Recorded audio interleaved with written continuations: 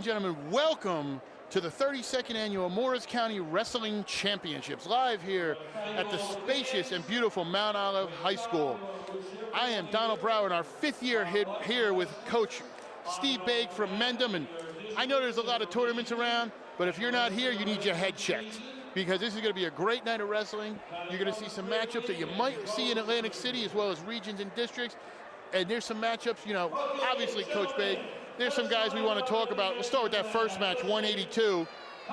182, it's going to be LJ Castellano and Mike Illick, two guys who have met each other in regions and districts before, and talking about, you know, getting them set up with everything.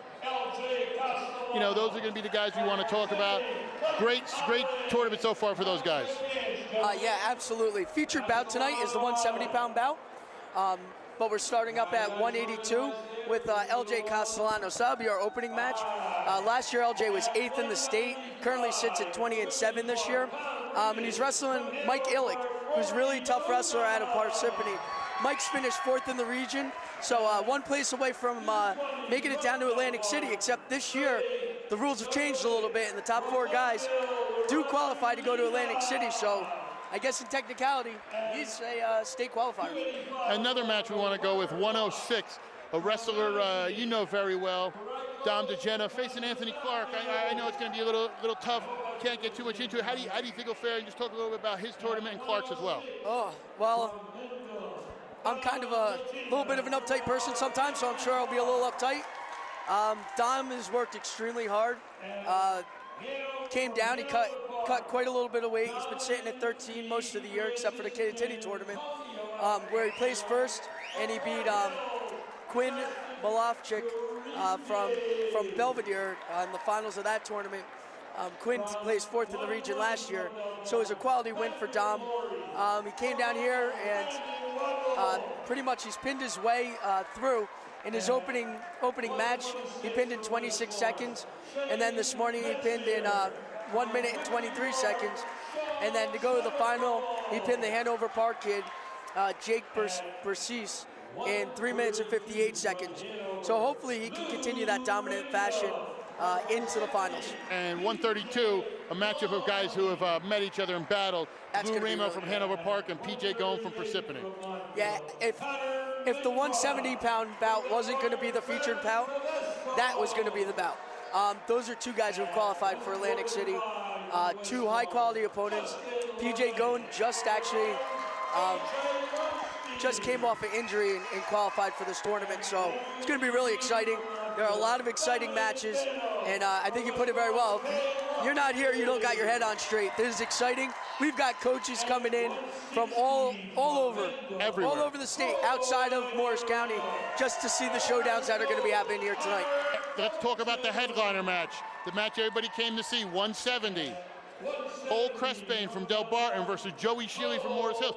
Crespane has the pedigree, has been on a roll the last few years. Sheely seemed to turn it on last year and just kind of took that next step with Coach Bolette taking over, and he seems to be ready to go this year. Yeah, I mean, and Joey's a great person. His dad's a great person, sitting here in the front row.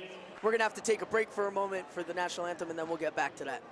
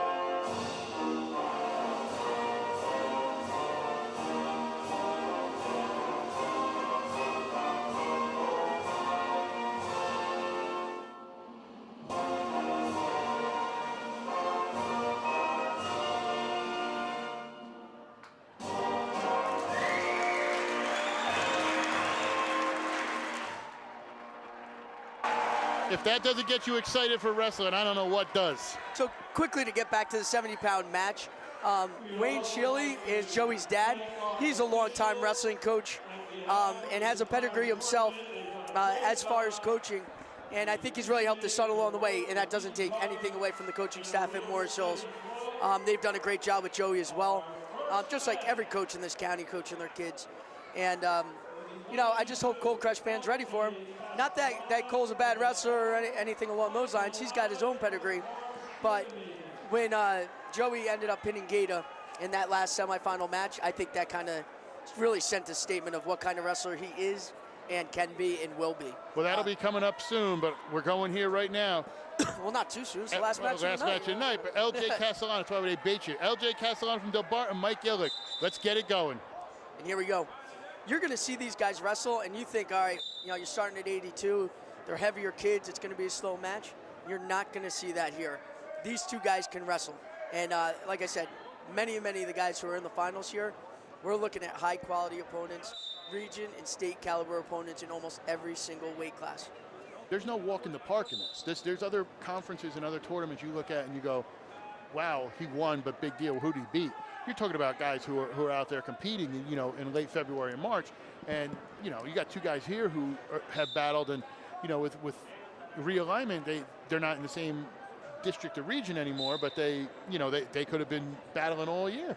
And they did a good job with the realignment. That's something we can definitely talk about here tonight, because it really evened the playing field through the districts and regions. Every district pretty much has the same amount of teams, maybe minus one in a couple. Every region has the same amount of teams, minus one in, I don't know, region 2 or something. Whatever region got the less team. But it kind of evened it out, and I think looking at the Morris County tournament, this is probably tougher than any regional tournament. There's more emphasis, I think, on this now, because it used to be you'd see a lot of these kids year over and over. The only and we only represented two regions, Region 1 and Region 3. Now you're representing, what, 4 different regions? 4 different. The only thing I take away from the realignment is I feel it takes away from the traditions. You know, you want to be able to wrestle those local schools and do that. And I understand why they did it, but, you know, I'm sure you'd like to be, you know, in an area with, you know, West Morris and, you know, local areas, and, you know, and kind of do your own thing. I'm a nostalgic kind of guy, I'll be honest. So when we lost basically the Region 1 Hall of Fame, it's a sad loss for me. Especially that was the region that I grew up in.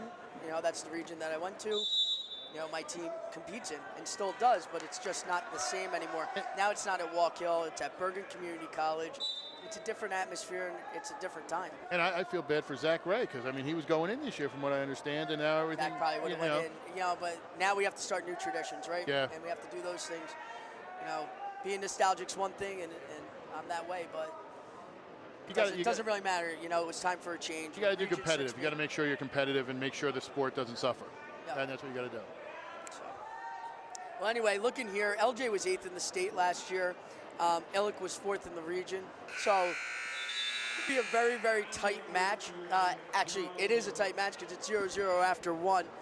Just to give you the lowdown, LJ Castellano wrestling for Del Barton, sitting at 20-7, made his way to the finals by a pin in 3:49 over Robert Rosen from West Morris, who himself had a great tournament, and then pinned Kevin Charles from Randolph in 2 minutes and 53 seconds.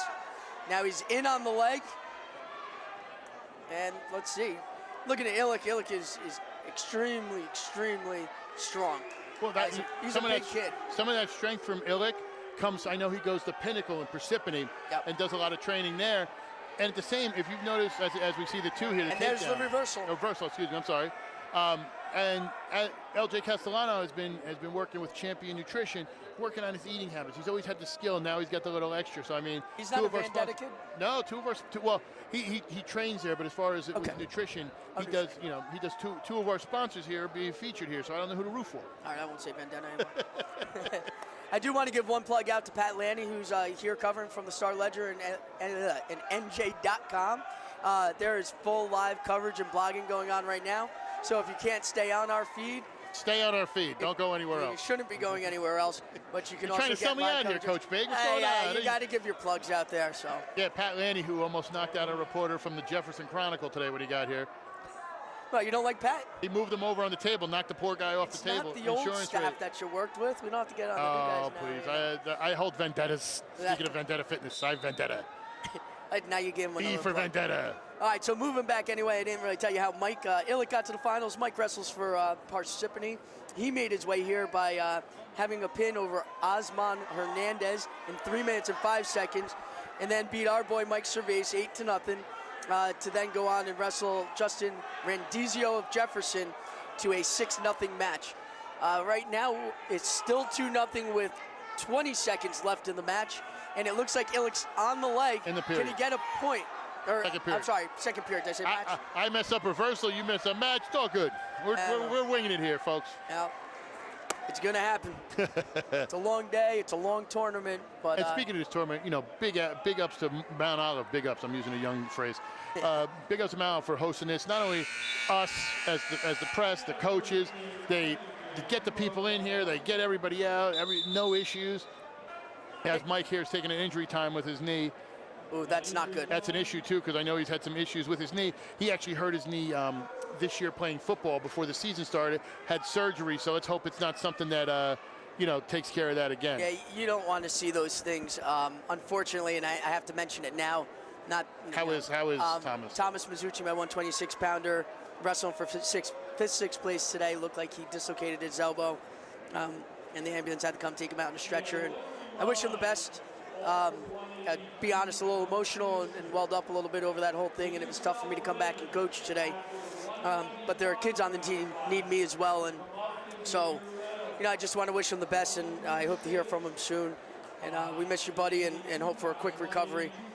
He is one of the hardest workers, honestly, on our team all year round, trying to get to be the best that he can be, and really he wants to wrestle in college. And I give the kid a lot of credit, and my heart goes out to him. So it looks like he's going to tough it out here. He looks like he's in a lot of pain. Looks like he recovered. So here we go. He's taking the bottom position again, and this is the start of the third period. So he's down by 2. See if something like that knee happens again. I almost wonder too. I know he's down 2-0, but with the knee being an issue, if you want it to start, maybe in neutral, get that knee loosened up a little bit, and see if he can get the takedown and tie it. But let's see. Well, LJ's got the leg in. Very good leg rider. I mean, he's just strong, and he's part of that new breed of Del Barton. Because you know us in our fifth year talking about it. Del Barton used to be really strong in those lower middle weights to the lower weights. Now they seem to be good in the upper weights. Crash Payne, him, Zombik. I mean, they've kind of reinvented themselves. They have a lot of talent. You know what the difference is between I think the older Del Barton teams and what they have this year is balance. It's just balance. They don't have the depth. If they have injuries, they will suffer a little bit, and it's tough. I've talked to Coach Stoll. He understands that and knows that keeping your team healthy is important, for anybody. It's a tough sport. It's a long season. We had stomach flu go through our team. We had the flu go through our team. We had strep and any other disease or illness you could think of. It's been plagued by North Jersey. So one of the things to be successful this year is just to keep your team healthy. And that's become tougher. I mean, that's the one thing you can't get past. I mean, you have injuries. It's not like somebody's messing up with grades or anything or something stupid you can fix. You're hurt. It's not. I mean, that goes back to Mizuchi. It's the same kind of thing. It's tough. And we wish Thomas the best, obviously. I know you were saying that. We do here. He was at the All-Star match last year. Big part of it. And we never like to see anybody get injured. And we hope he's well and he can come back and finish up and go in the States and stuff. Yeah, no, I appreciate that, and I'm sure he appreciates that as well. Going back to the Mount Olive and the way they run this tournament, I just want to give a huge shout out. As LJ Castellano takes it 2-0. 2-0 lead over Illick. 182. And I tell you what, did his little flex up. I'm not going to make an excuse for him. All I know is his knee looked like it was hurting him a little bit. No, I don't think you can make excuses. You get on the line, you get on the line.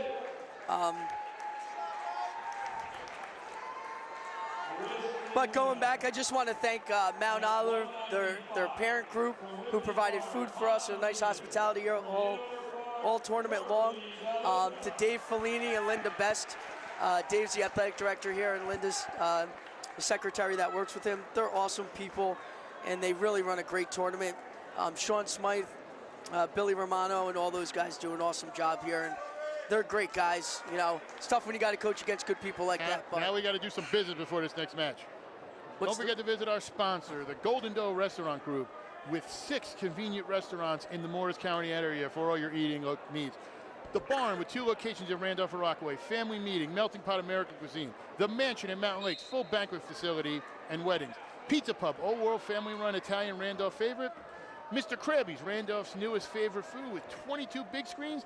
And Cinders Woods Fire Grill, creative American cuisine. It's a great place. And let me tell you something, I use these people because my wife had her bridal shower at Cinders, and we just had my mother-in-law's 60th birthday at the Barn in Randolph for their anniversary. And now, 195, Thomas Rigas versus Rory DeLuca, 2 guys who share a school system and, you know, are out here ready to go. And, you know, sister schools, I guess you could call it.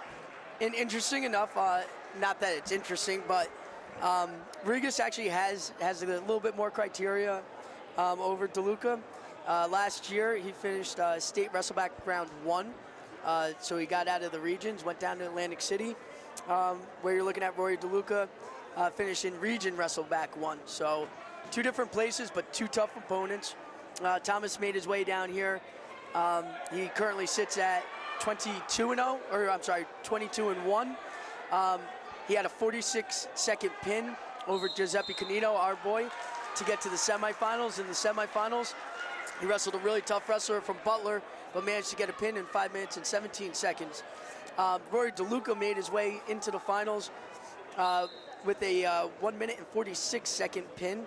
And then in the quarters, he ended up with a 3 minute and 43-second pin, and then had a tight match against Anthony Saragusa to get to the finals, 5-1. Saragusa's really turned it on this year. Last year, he was okay. He didn't really get much varsity time. This year, he's really stepped it up for Del Barton, and that's created a lot of depth for them, especially up top.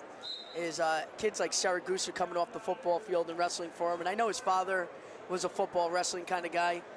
I got actually a funny story about him. Saragusa, besides obviously winning a Super Bowl, buys chickens from my grandfather because my grandfather lives in East Hanover and raises chickens. And he's come down to the house, and always every time he sees me, he goes, "So how's your grandfather? You got any more of those chickens for me?" Yeah. And he comes down to the house. He loves coming down there, and you know, it's fun to see. And I know we're getting some issues with the audio. Just want to say, some people have texted saying it's kind of low. Turn it up if it's kind of choppy. If it's no sound, it's, you know, we're getting a little bit of a low output. Just do the public Wi-Fi. I apologize, but we're working on it. And we got a visitor, Mr. LJ Castellano. Congratulations. Thank you. Talk a little bit about it. I mean, Congratulations. you faced Illich. Tough match. You knew it was going to be tough. Just kind of what was going through your head out there. Hold on, LJ. Just so you know, the camera's up there. So Cole Crutchpain wrestled him last year, and he ended up beating him. And then we had Anselmi beat him too. So I just knew what I had to do. I knew he was going to be awkward. His style is very kind of like different, kind of hard to prep for, because it's all off that 2-on-1. But yeah, I mean, I knew I was just going to ride him tough. I knew I'd get out, but I knew I had to attack and score pretty fast. So I knew I had the match won when I rode him out in the second, so it was good. Very nice. Yeah, it was a solid match. I mean, not high scoring, but dominant. Yeah. You know, sometimes you look at a 2-0 match and go, whoa, you know, Yeah. that was close, but that was a dominating 2-0. You got the takedown, you rode him out. Or not, I'm sorry, didn't get the takedown, but Yeah. second period you chose down, got the reversal, and then Yeah. rode him out, and then rode him out. Yeah. So it's a dominant performance on top. That's nice to see. Yeah, I was trying to. Now, you've kind of seemed a little different, like you've turned it on. Has there been anything with your nutrition or anything, you know, in the off season? Because it just seems like you're more motivated, because you always had the skill and everything, but you seem to be at another level. What have you done different nutrition-wise? Nutrition-wise, I mean, I work with Dan Mordikoff. He's the best guy in the state for nutrition, I think. Okay, for nutrition. Yeah, and we have a lot of guys that go to him. But, you know, it's not easy getting the weight down, but What'd you come into the season at? I was like 205 beginning of the year. Okay. But to come down healthy, I mean, that's it, Right. and be able to get, Yeah. because sometimes you drop a lot of weight. People don't know, you drop weight when you're naturally that, you get gassed easier and everything, and to be able to maintain it during the season and go, Yeah. is a big thing. And the way Dan works is like you go to him, he takes all your measurements like body fat, like the size of your muscles and everything, and your hydration, and he just like specifies this really good plan. And I was down like 5 pounds first week, then the weight just came off easily, and I was naturally around like 192, and then it's just getting the water out of me. So he definitely helped me out a lot. We got an injury time here as DeLuca is injured, trailing 4-1 midway in the second. But and talk about last year, you get down the States, you medal, but obviously you wanted to finish higher on the podium. Talk about what you're doing. We talked a little bit about Dan. What are you doing to get down there? Because last year you had the experience, you get to see what happens for the entire weekend. What are you doing different to make sure you're higher on that podium, if not the number one? Yeah, I mean, my confidence has been the biggest thing. Getting down there last year and getting on the podium was that was good. In my eyes, I should have been top 3. I blew it in the quarters. Tough loss, triple OT to the kid that took 3rd. But that tournament opened my eyes up. I knew I could wrestle with anyone in the state, even on a national level. And then, this year I wrestled the guy who's supposed to be the best guy from Bound Brook. He beat me up twice, right? Yeah, he beat me up beginning of the year. And last weekend, it was 5-3 in the 3rd. And I went for a throw, and he caught me on my back. So he ended up beating me by like 6 points. But I know I can wrestle with these guys who are on a high level. I know I'm good enough, I know I'm strong enough, and I want to win. It's the biggest thing. I just want to go out there, execute, and just score points, and I want to separate myself from everyone else. Good luck this year. Wait, I got 2 more questions for you, real quick. Coach Bates stealing 2 questions. Yeah, We're I got back to to the steal them match. out. So next year, what are your plans? Football, wrestling, both? Any ideas? I'm going to college next year, so I know you're going to college. What are you gonna be doing? He's There's trying to no say way you you're wanna do not one. doing anything as far as athletics. So. Yeah, no, I'm wrestling at Duke. Oh, you are next wrestling fall. at Duke. Congratulations. Yeah, redshirting next year. Yeah, getting bigger, so it'll be good. All right, and the last question is kind of a joke question, but when did you come up with the old flexing? When did that start? I got my second tattoo this summer on my bicep. So you got to flex it up? I got to show it off. Oh, my God. All right, man. Good job. Thank you so much. Duke, I really appreciate I it. heard there's this overrated coach that's out there who is a big fan of Duke. Coach Stoll. Yeah, Brian Stoll, he's all right. Decent. Congratulations. Thank you. All right. Have a good one. Thank you. Thanks, LJ. Oh, they must have taken away the takedown, so it's 2-1. 2-1 here. It looks like he's leading in the 3rd. I don't know why it's at 4-1. They must have accidentally called the 2. So we're sitting at a 2-1 match at the Rigas beginning of is the leading. 3rd period. Rigas is leading. Last year, he went to state wrestleback round 1, whereas DeLuca went to region wrestleback round 1. So 2 totally different places, but DeLuca's wrestling him extremely tough. Oh, yeah, and I went over how they all got here. So now it's just time to watch the wrestling and see this whole thing play out.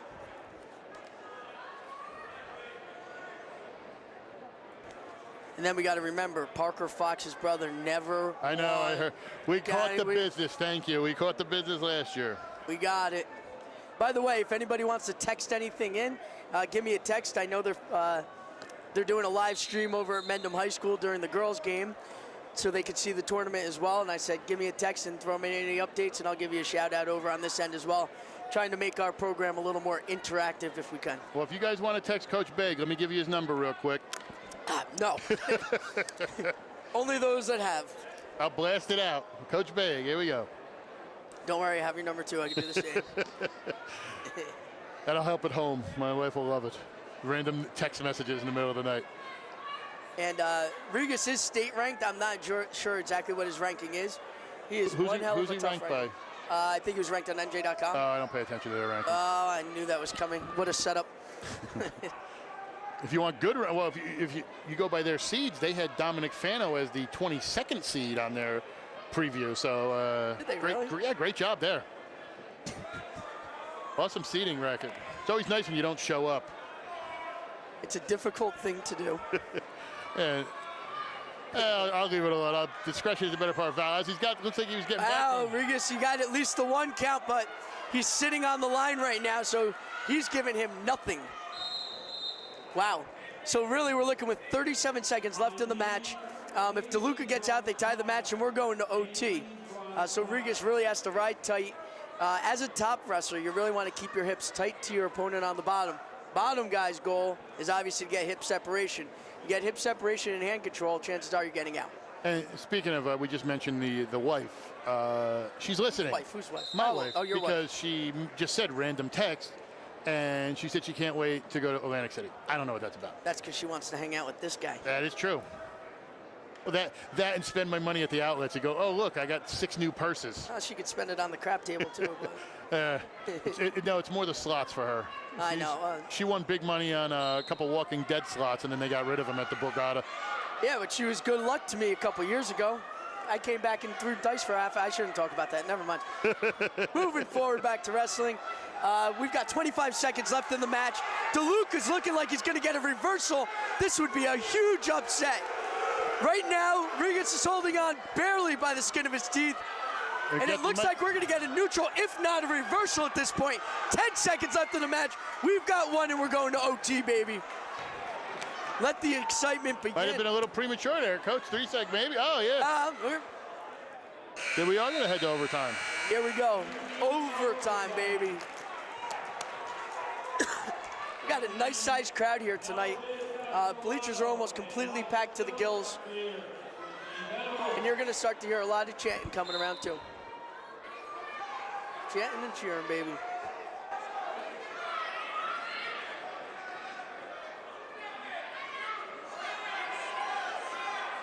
So now that we're in the overtime period, they put 1 minute on the clock with 45 seconds of that remaining. First person to get a takedown will be the winner. It's a sudden victory round. And it looks like... That might be it. I think close. Oh, we got him. He got in on that clear leg. The hip. He's got to clear the hip, but DeLuca got the leg. Oh, DeLuca he's going to take him down. DeLuca with the takedown. Wins. What a tremendous match. Rory And that's DeLuca. the second flex up we've had in a row. Flexing. Woo. I'll tell you what, that's a big upset. Not that they're different with DeLuca, but Rigas was right there, and Rigas was one of the top picks. And for him to fall there, that's tough. But I'll tell you what, impressive. Salerno Dwayne Auto Group, Denville, Newton, Summit, Randolph, and East Brunswick. We treat the needs of each individual customer with paramount concern. www.salernodwayne.com.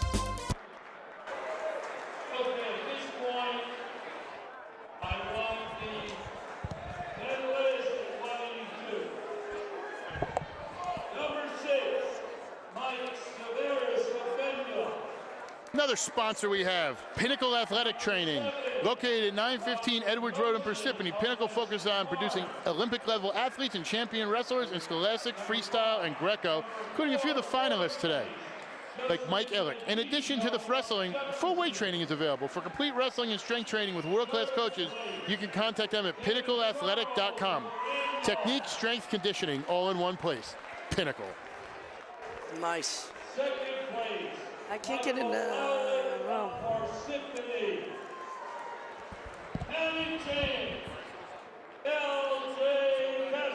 Oh, that's how I could do it. We got our next match, the 220. And we talk about the upper weights at Del Barton. Del Barton's been impressive, as of late with these upper weights. We have Trey Zombik from Del Barton versus Liradon Leka from Montville.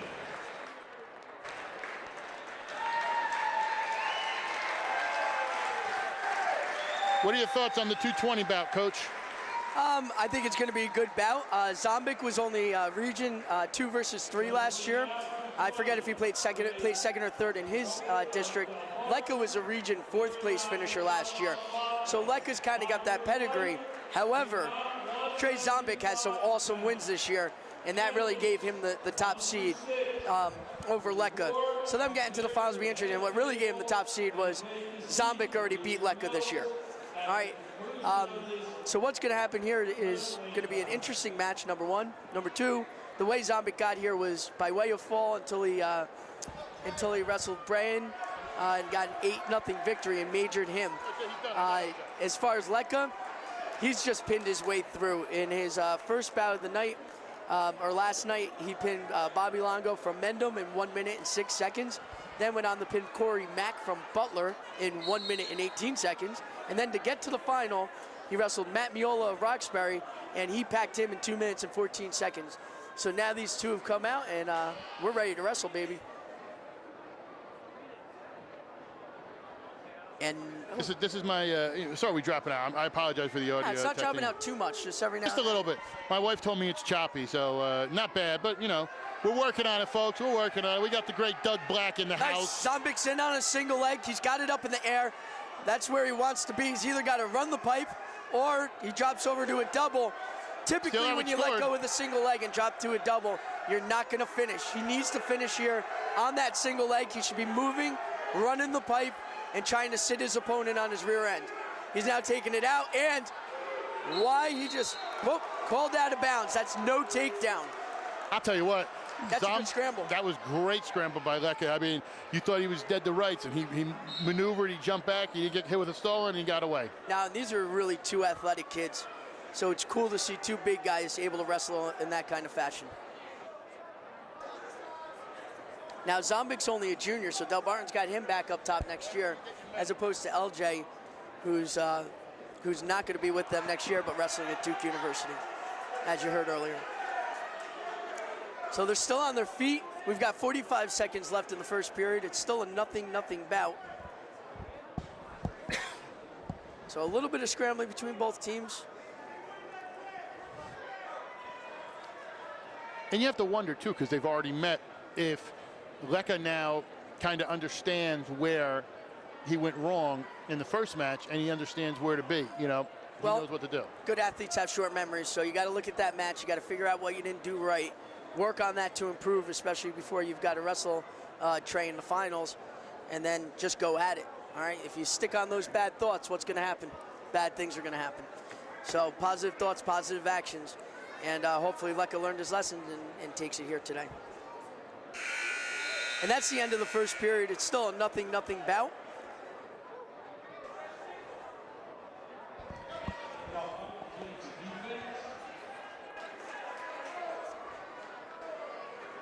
As we see Zombic taking defense. Talk about Trey. He's one of those guys, we've talked about how great of a season you've had this year at Mendham. Wes Morris has had a good season. They've had a great season. This is the kid who would have been, helping them up top, if I'm correct. Zombic, did he not?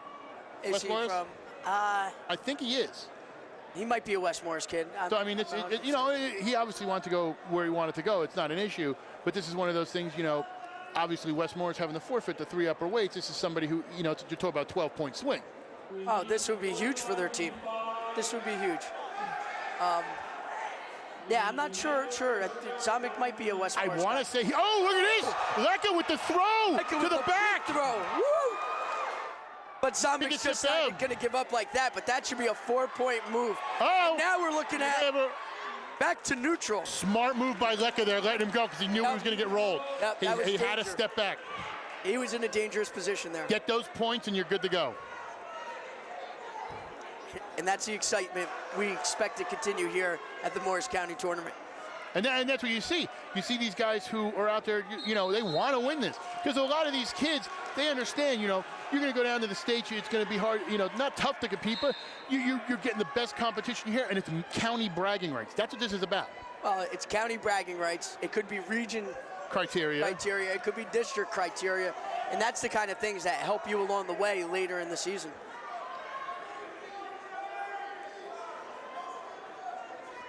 Let's see if Zombic, tightens up, because it looked like he was going on in there. Leka caught him. Maybe that's something that, reviewing the footage from past matches, maybe that's something we see, that maybe that he could saw. definitely be something he saw and picked up on is, listen, maybe he comes in stepping with his right and his elbows hanging type of thing. And maybe he's in a little high on his shots, look for this, Yeah, absolutely. I mean, that's one of the things, too, especially now with with everything being sort of redistricted, I'll give credit to them for that with this situation, as it's 4-2 entering the third. But you're talking about with the redistricting, now you're not seeing a lot of these guys, and the teams have moved to wrestling people in their districts for that criteria, so you're not getting multiple matches. And let me get this off my chest if we're going to talk about this is the state really shouldn't call it a district and a region anymore. Wow, Lecca, that was fast. He got out with about 3 seconds into the period. But going back to it is it's not really a district and a region anymore. Let's get real. What it really is a group within a section. They used northerning points to create your regions, and then they created groups within those sections. So it's not like your sectional tournament as a team, but individually, you're really wrestling a group within a section now, as opposed to your district area into your regional area. And that's a big, he gets a That's a big one. That's huge. He's up 7-3. I guess all, 2, excuse me. I guess all Lecca is thinking about now is redemption, redemption, redemption. And the other thing, too, is, you know, I'm not sure what the final result was of the previous match. I know, obviously, Zombek won, if he won by pin or not, but, you know, maybe in his head he thinks, oh, I've already got this guy, you know, and maybe he might relax a little bit. You never know. Oh, he definitely could feel confident about the match. What I haven't really seen out of Lecca, which I know he has, is a tremendous outside single. Yes. It is very hard to stop. So watch and let's see if he opens up. It's a 7-3 bout with 1 minute left in the third period. Maybe he opens with that outside single, or maybe he just plays it safe.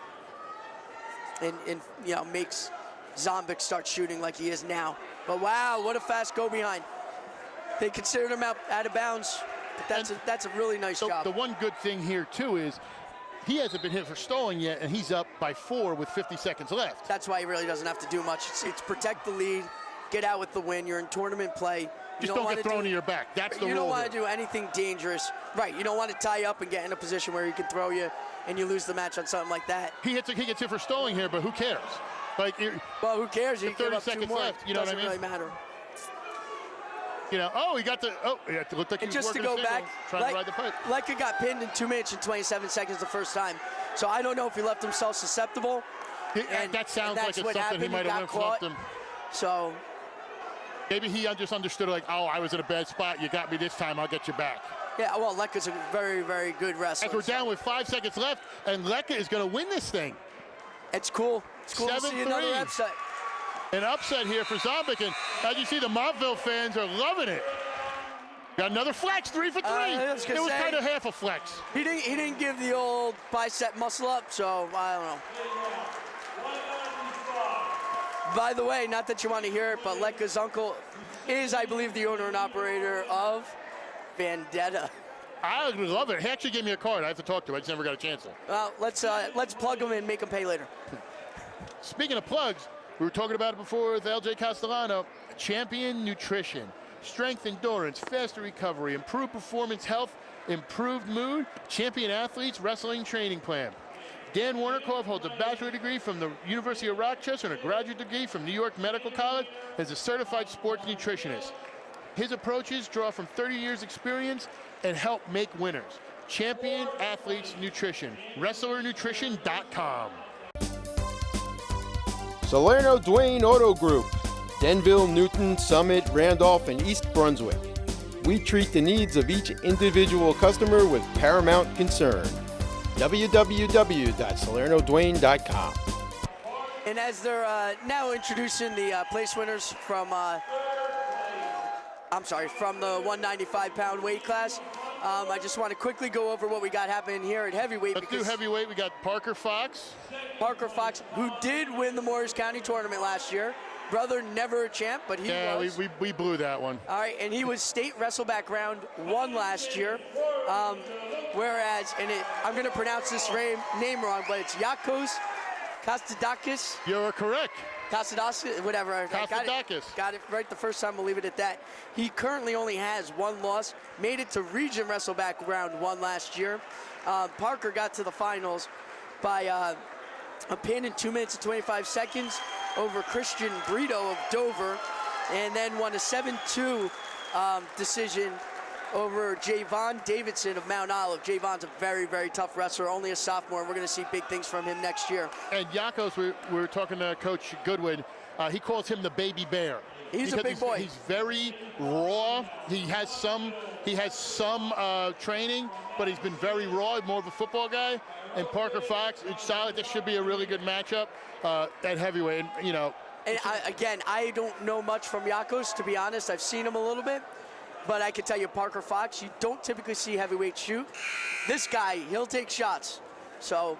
And we want to talk, we'll see who the winner is here, but let's talk to a winner at 195, Rory DeLuca from Hanover Park. Congratulations. Thank you. Congratulations. Thank you. That was an awesome match, man. Thanks. That was awesome. Talk a little bit about that. You know, you guys are sister schools. You guys, know each other. And I'm sure you guys have wrestled each other growing up, rec, everything. Just talk about this match and kind of what you were looking for when you were out there. Yeah, well, Tom's really good. I actually started wrestling. First time I wrestled him was last year. He beat me. And I came into today just knowing he'd take one match at a time, get to the finals, and then pick my spots with Tom. So I lied when I said you guys wrestled in. Right. I messed that up. I didn't wrestle when I was younger. I understand, my understanding. Was there anything you did different in this match? You lost to him last year. Did you take anything away from that match and improve it in this match to win? Yeah, when I wrestled him last year, I felt like a little scared, like almost scared and nervous to make a mistake. And this year, I kind of waited, and I knew I just had to lay it on the line. Now, you're in the match with him. You get the escape late. Mm-hmm. Talk about that because, he's sitting there, he's in a good position. When did you kind of realize as you started getting up that you're like, I got to get up? And what did you see to kind of get out and advance it to overtime? Well, I actually was talking to my coaches before the match, and we talked about what he does, and I was ready for the leg to come in. I was waiting for it. I caught it. I thought I actually was going to get the reversal and win the match right there, but I got the escape and I took it in overtime. Yeah, that was like very touch and go right there. I wasn't sure if you were going to get the reversal, if you were just going to turn and get the escape. And you got the escape, took it to overtime, and really made it an exciting match, at least for us. Yeah. Probably a little nerve-wracking for you, though. Yeah. Finally, talk about how this buoys you because, with the new districts and regions, you used to see a lot of these guys. You would have seen a Rigas. You would have seen these guys. Now it's mixed up. How does it feel knowing that it's just so much more important as a Morris County champ that you won it this year? Well, I knew actually since my freshman year coming in this tournament. Wow. Hold on a second. Wow, did I tell you, two athletic guys. What a scramble at heavyweight. And we got no takedown, baby. We got two heavyweights wrestling like 113. I know. Got in on that single leg. Freaking had him up in the air. Wow. That's impressive. Sorry, I didn't want to take anything. Yeah, no, well, when I was a freshman, I knew watching kids wrestle at this tournament how tough of a tournament, how highly honored of a tournament it was, and my goal was to come back here my senior year and win it. No, they gave Katsadakis the takedown on that. I didn't think they gave him a takedown. Oh, neither did I, but he did give him the two. They gave him the two, and the Fox escapes. That's all right. Composure, right? We keep interrupting you. I'm sorry. We're rude hosts. What's your plans next year for college and all that? I still got to make my decision. I've narrowed down a few schools, but I think I'm going to play football and just play running back at a college. All right, very good. Have you narrowed it down to maybe you want to make a prediction here? Or maybe you want to make an announcement? Nah, I got to wait like Are there another. some finalists we can get the word out of Are you? you looking Division I, Division III?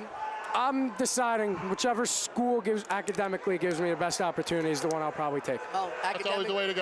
That's what's most important. That's one of the smarter things. You get too many guys who go to D1 and it's such a grind that you want to get your degree. You don't want to wind up, with something you can't use. But congratulations. Thank you so much. Thank you so much. Great match tonight. Thank you. That was Rory DeLuca, the 195 from Hanover Park. And let me tell you something. We need to pay more attention to this heavyweight match because this is going crazy over here. I mean, these are guys you're talking about throwing moves, scrambles, this and that. No, but Yakos is up 3-1, and to be honest, I wouldn't have anticipated that. No, the one thing I'll say is Here we go. Fox has got Fox something. He's got an underhook, and he's trying to get that inside trip. Oh, he's got a bear hug now.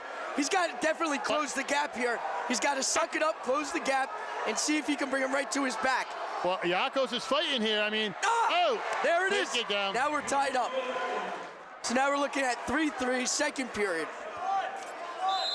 And Yakos has the choice.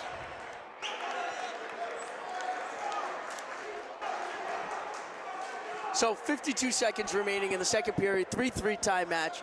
Heavyweights wrestling like lightweights. And now we got injury time to the Madison wrestler. So it probably means injury time means plug time. Or not. You're not going to do a plug on this? Oh. Are we offline? I'm going to pretend like we're still online. It looked like our computer system might have gone down. Coach O'Brien's coming by. Does he want to get on the mic? Put on the headset, son. Hold on one moment.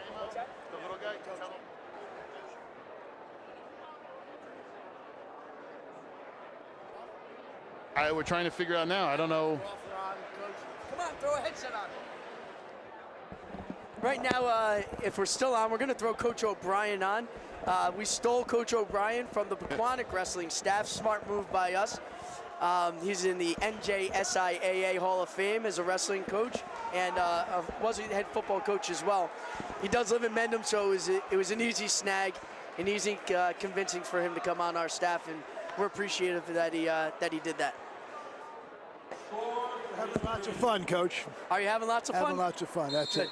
Yeah. You've been a huge help. Coach started his career over at Fort Lee High School years ago, decades maybe even. But he was a 12-year head coach there, and then was a head coach at a few other high schools before, unfortunately, being at Pequannock, but then making the right decision and coming to Mendham. Yeah. Things happen for a reason, Coach. Yeah, That's good. Hopefully it was good reasons. That's it. So right now we're talking about these heavyweights. Pretty much Yeah, I'm wrestling like surprised. a This kid from Madison, yeah, he's scrambling. yeah, two very athletic kids.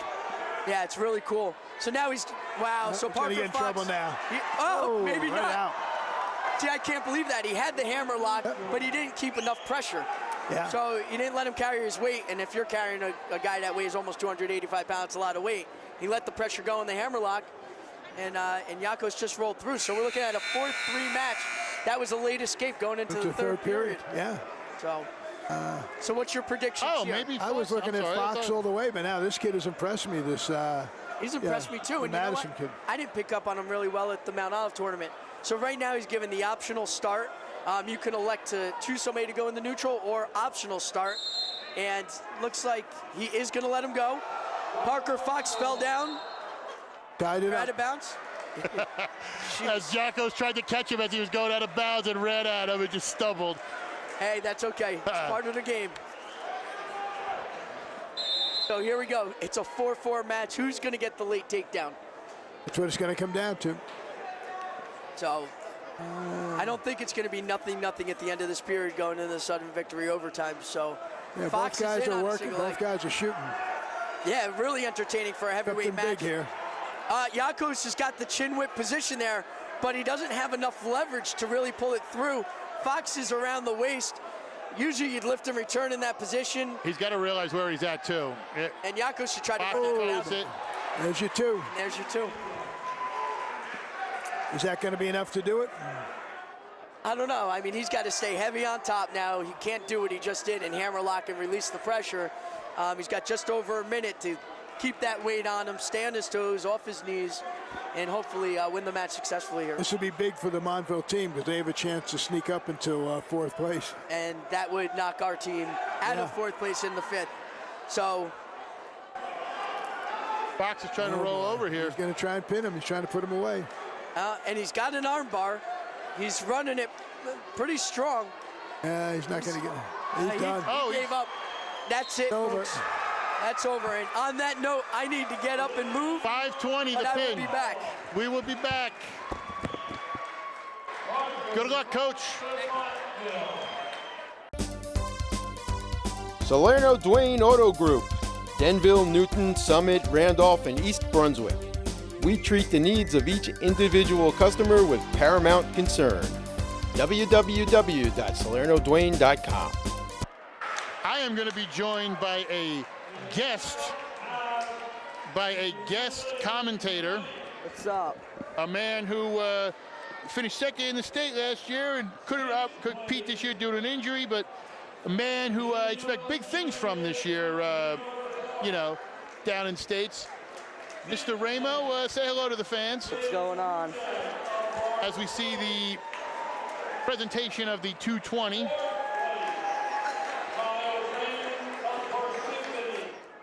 So talk a little bit about the 106. You guys, you know a little bit about them, Jenna and Clark. You know, just what you see in them as a fellow wrestler, and just kind of what you get from them. I mean, I've known Clark since I was really little. We've been wrestling together our whole lives. I don't really know Jenna. I've only seen him here. But I know Clark's been wrestling the national level on those youth tournaments his whole life. So, it should be interesting. And it should be a solid one. I mean, Yeah. you know. I heard this kid, Jenna, is pretty tough. They're looks both pretty big, They're too. both solid. I mean, you know. And before we get into that, tell us how is your ankle? Is it It's good. I should be back by the end of this week, maybe next week. in Phillipsburg? Heard it during the Phillipsburg? No, Parsippany this week. Oh wow. On like Wednesday or Tuesday. Oh, okay. So we had heard Phillipsburg, so it's good to see and get everything done. Yeah. We're gonna actually have a guest come in. The 220 winner, Mr. Liridon Leka. Tell us a little bit about your match. You know, I know you faced him before. Did you get caught in the first match? Because we saw the pin time and it was really early in the second. Did he just catch you, or how did that go? And then what did you do different to go into this match? To be honest, that was just not that day. It was not me, and I got caught in a stupid move. Did something stupid to let my head down, and he caught me. Got lucky. But what I did different is, I came in with my uncle. Had the idea of taking shots, using them, and just going in open-minded. Just using what I have. You seem to work the shots more, and you seem very aggressive. Was there anything you kind of saw in that you realized you can get? Did you look at the tape of the last match and know him? Or in the first match I had it too. It was just like I said, it was just not me in that day. But coming into this match, like I said before, me and my uncle, training shots after shots after shots. He gave me a look of what he did the first match, and it just helped. Came in with the. And finally, using this, how do you spin this up? Because everything's been redone with districts and regions. So it used to be you'd see a lot of these guys again and again. How does it feel to be a Morris County champion? Well, it feels great. Last year I came into it, lost to Todd Ecker, who took first. Ended up being him in districts. But since the season began, I just keep repeating myself, we want first. I was looking for this tournament forever. And it finally came, we took advantage of it, going to the gym every night, working out, with my uncle, doing everything we possibly can to take first. And it paid off. Your uncle, where is he? Why don't you throw a plug? Why don't you throw a plug for him? We both go, me and Nick Ramo both go to Vendetta Fitness. It's not an easy thing to do, Not many people can do it. As you can see, it brings the best athletes out of us. Perfect. Congratulations. Thank you. I'm sure we'll be seeing more of you in the upcoming districts and regions. Thank you. That was Liridon Leka, 220 from Montville. 0-0 still. This is kind of what I thought, because he, Feeling out process first. And we got banged with Stolen. the two of them are, back and forth. So, I mean, it's one of those, it's always, and I've noticed this, it's rare with a lot of the young lower weights. I feel it's either dominant, or like somebody dominates, or it's super close. Like there's no back and forth. Like Clark's been pushing him out towards the end, and then Jenna's taking that shot. I just try not to get that second stall call.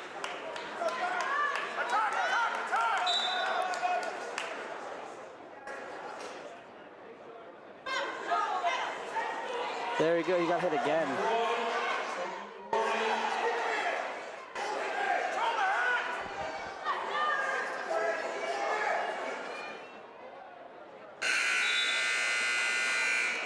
looks like we're 1-0 here at the end of one. I can't believe you got, some of the wrestling, yeah, they call it quick. Not to get you in trouble, but there's some of the refs are super quick, and then some of them, obviously with the whistle on the edge. It depends on the match, like really, who's shooting, how many shots are taken, where you're taking the shots is a big part of it too. Do you guys have to kind of get the feel for some of the refs because you know how they definitely. are? Let's see if DeJenna can get up here. Clark's looking to throw in a leg.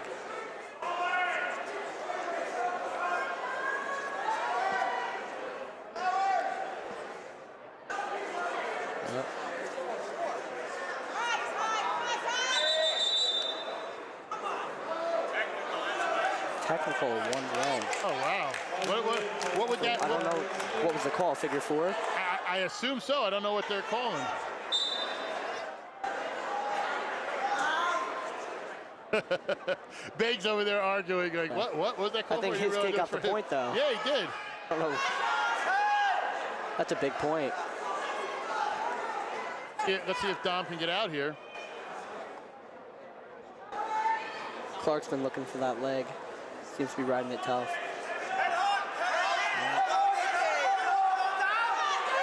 Clark's a little high.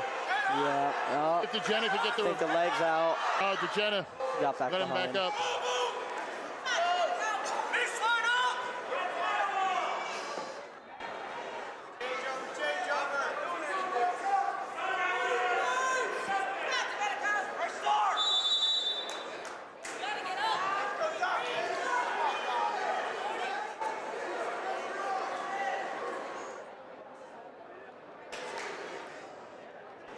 The restart here.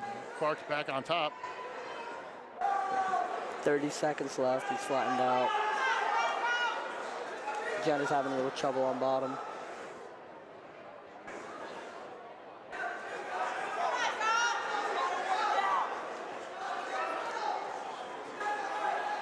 Oh. 20 seconds left. Let's see if Dom can squeak out here.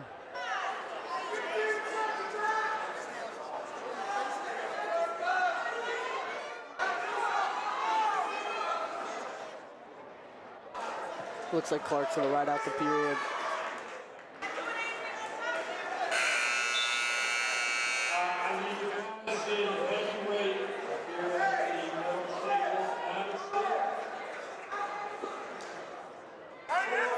Clark taking defense.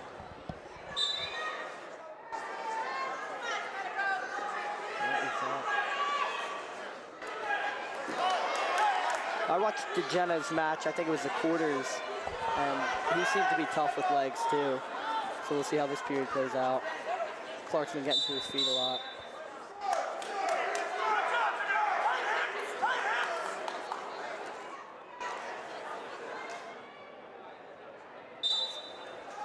Dom's got to hold him here. Hope go for overtime or get a turn. He's got to be careful though, because he already has 2 stall calls. Yeah. And you'd hate for in a match like this, a referee. Yeah.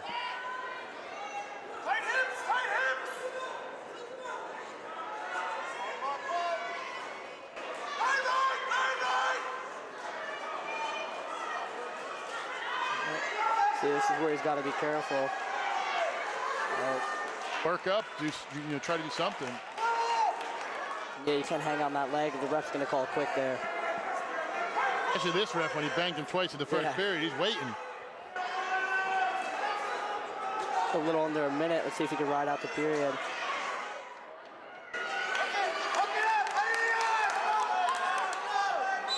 Ooh.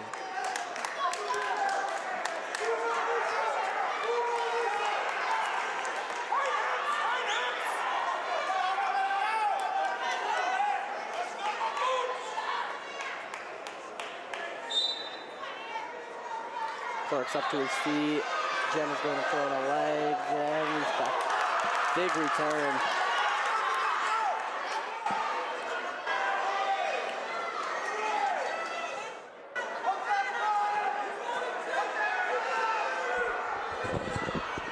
Good.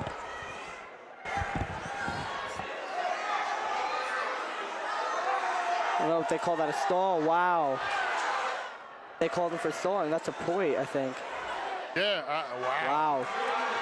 Right under 15 seconds. That was horrible. I'm just going to say that was horrible. Oh, DeGenna's working hard for that turn. I don't think he's going to get it. Not enough time. Clark's going to take it. Clark takes it 2-1.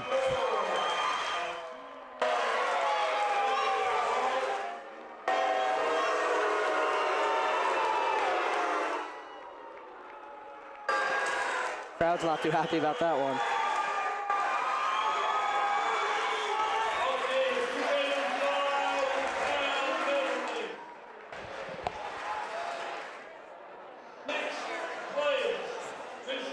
We're going to get Parker Fox over here after he accepts his award. Great heavyweight match. Yeah. You don't see too many heavyweights Yeah, you don't screaming see, like that, huh? Never see heavyweights moving like that. It's always good to see this couple big guys moving around.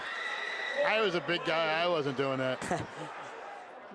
Coach Reynolds from Warren Hills, when I was there, he said to me, Brower, I need 6 minutes from you. I go, listen, you got like 2.5. You got a solid 30 seconds. I didn't get this big by working, pal. I said, I was out there, I was doing it, I was out there eating. I think what they should do for heavyweight is my opinion. 1-1-1. No, I'd go 2 minutes. After the 2 minutes over, you have a coin flip. Whoever wins gets to pick what they want to eat, eating contest. That's a good idea. I didn't get this big by working. I wasn't running. I was out there eating. I knew what I did. Bigger guy wins. Yeah, that's how it worked. We got Coach Big back. We're gonna get you back for 160. All right. Yep. Sounds good. Thank you for sitting in, Mr. Ramo. Salerno Dwayne Auto Group, Denville, Newton, Summit, Randolph, and East Brunswick. We treat the needs of each individual customer with paramount concern. www.salernodwayne.com.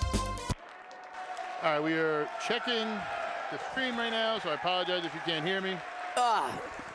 And I'm back.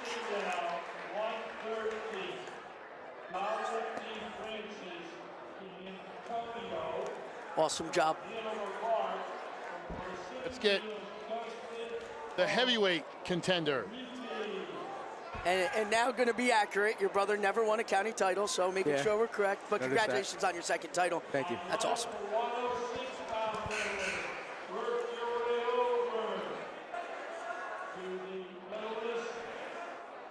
So ask the great heavyweight, who, by the way, we were talking about this. I'm a big guy. Yeah. I wasn't rolling like you guys were No. scrumming there. Talk a little bit about that, and somebody, because you're used, as a heavyweight, you have to used to get the big stiff guys. Yeah. So for him to that's right. kind of be athletic, and go with you, just kind of what it meant for your game plan. Well, I noticed last year, and been watching YouTube videos about Kyle Schneider and Zach Ray, and those guys, they have to do things that other heavyweights don't, like go for the legs and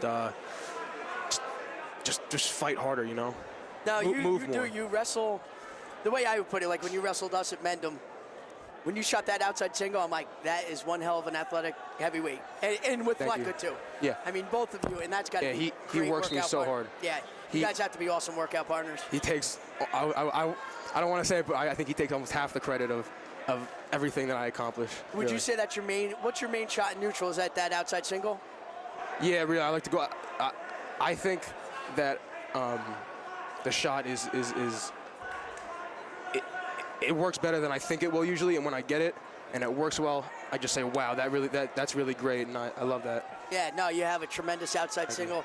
That heavyweight bout, like when I went over Brett Raimondo, who's my assistant coach, and I was his assistant coach years ago when he was the head coach, he said that was one of the most athletic heavyweight matches he's ever seen. For me, being, I don't know how many years, almost 15 years here at the MCT, that was probably the most athletic and best heavyweight match I've personally ever seen. Yeah. So what are your goals and aspirations for the rest of the season? Where do you see yourself by March? That's a tough thing to say. I mean, It's a loaded question. I don't want to come off like sounding cocky, but Oh, but you got to. everyone's goal is to win the state title. I'm gonna do my best to get there. Yeah, no, deservingly so. I know you're state ranked now. I'm not sure where you are in the rankings, but Either 5th or 7th. I'm not sure. 5th or 7th. I was going to say 6th, so cut it in between. But All right, then. no, you deserve that. Last year, I think you were state wrestle back round 1, right? You were region 2nd. Yeah, I wrestled back. Yeah, I wrestled back. Once, yeah. So, yeah, congratulations so far this season. I mean, Thank you you. look great. You look awesome. Thank And you. next year, I'm asking every senior, what do you plan on doing when you get to college next year? Where do you plan on going? I'm going to the Franklin Marshall College next year. Oh, you are going to I'm Franklin wrestling there. Yeah. Oh, you're going to wrestle there, too? That's right. Not play football? No. No, that's good news, I guess, for a wrestling coach of the year. And Franklin and Marshall has a really nice wrestling program, and their academics is tremendous. So you're getting kind of the best of both worlds. And now we also know that your brother didn't win, obviously. Yeah. I said that. He texted me after the match last year. He said, I was watching the live stream and I never won. I said, oh well, they made you sound a little better than you were. Yeah. So I guess one last question for you is, how does that feel for you? I guess maybe it boosts your ego a little bit or whatnot.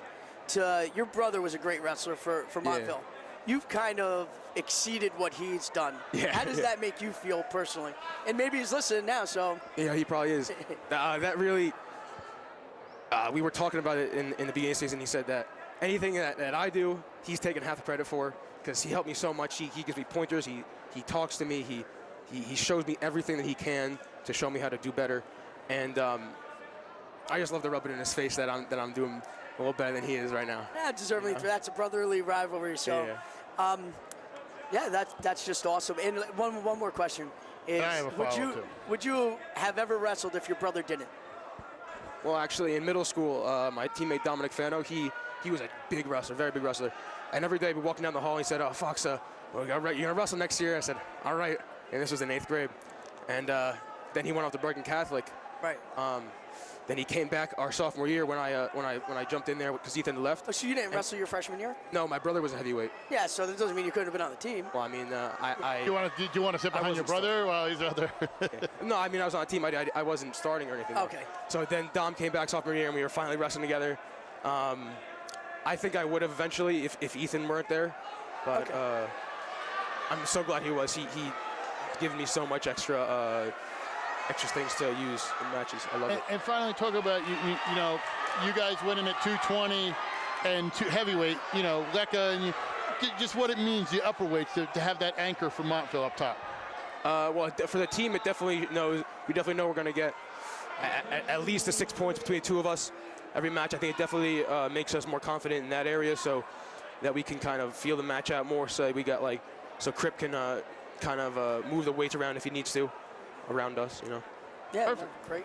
Congratulations. Like I said, that's one of those matches we're going to be talking about for a while because it was back and forth. And like I said, I thought I was watching two 113-pounders that got stung by a bunch of bees. That's my goal. That's my goal. Move around like a light guy. Well, that'll help you be really successful when you get down to Atlantic City this year. So it's going to be a lot of fun watching you. Congratulations. Congratulations. Thank you so much, Super Parker. excited. That's awesome. Thank you. As we focus back on this match, here's the interesting thing.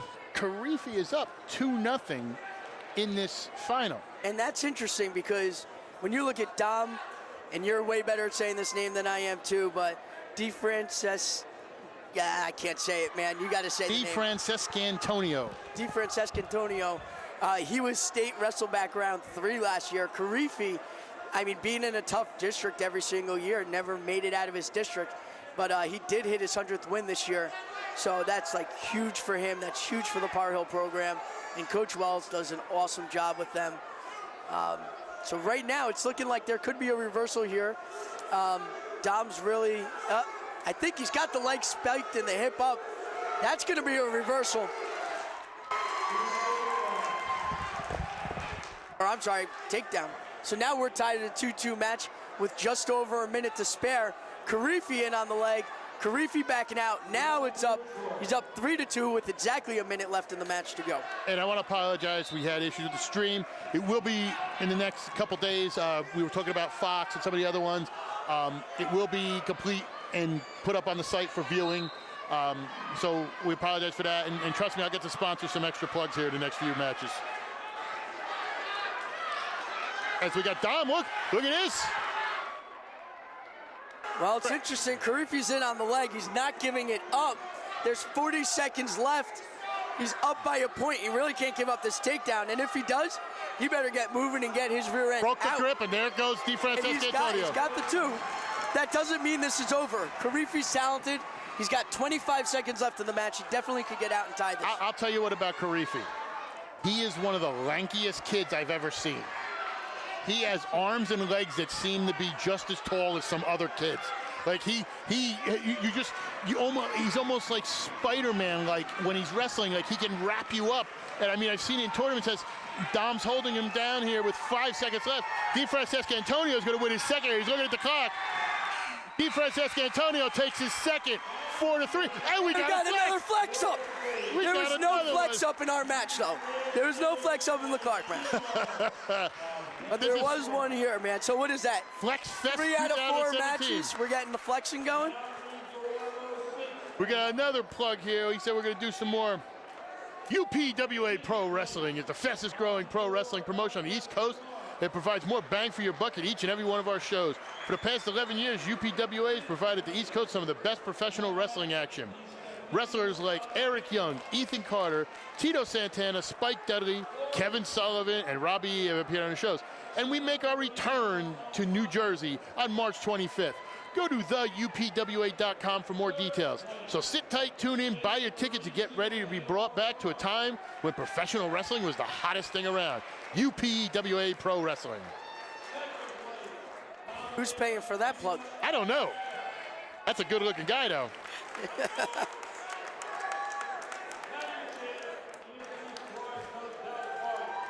You know what, let's do one more while we got some while we got a little bit of time.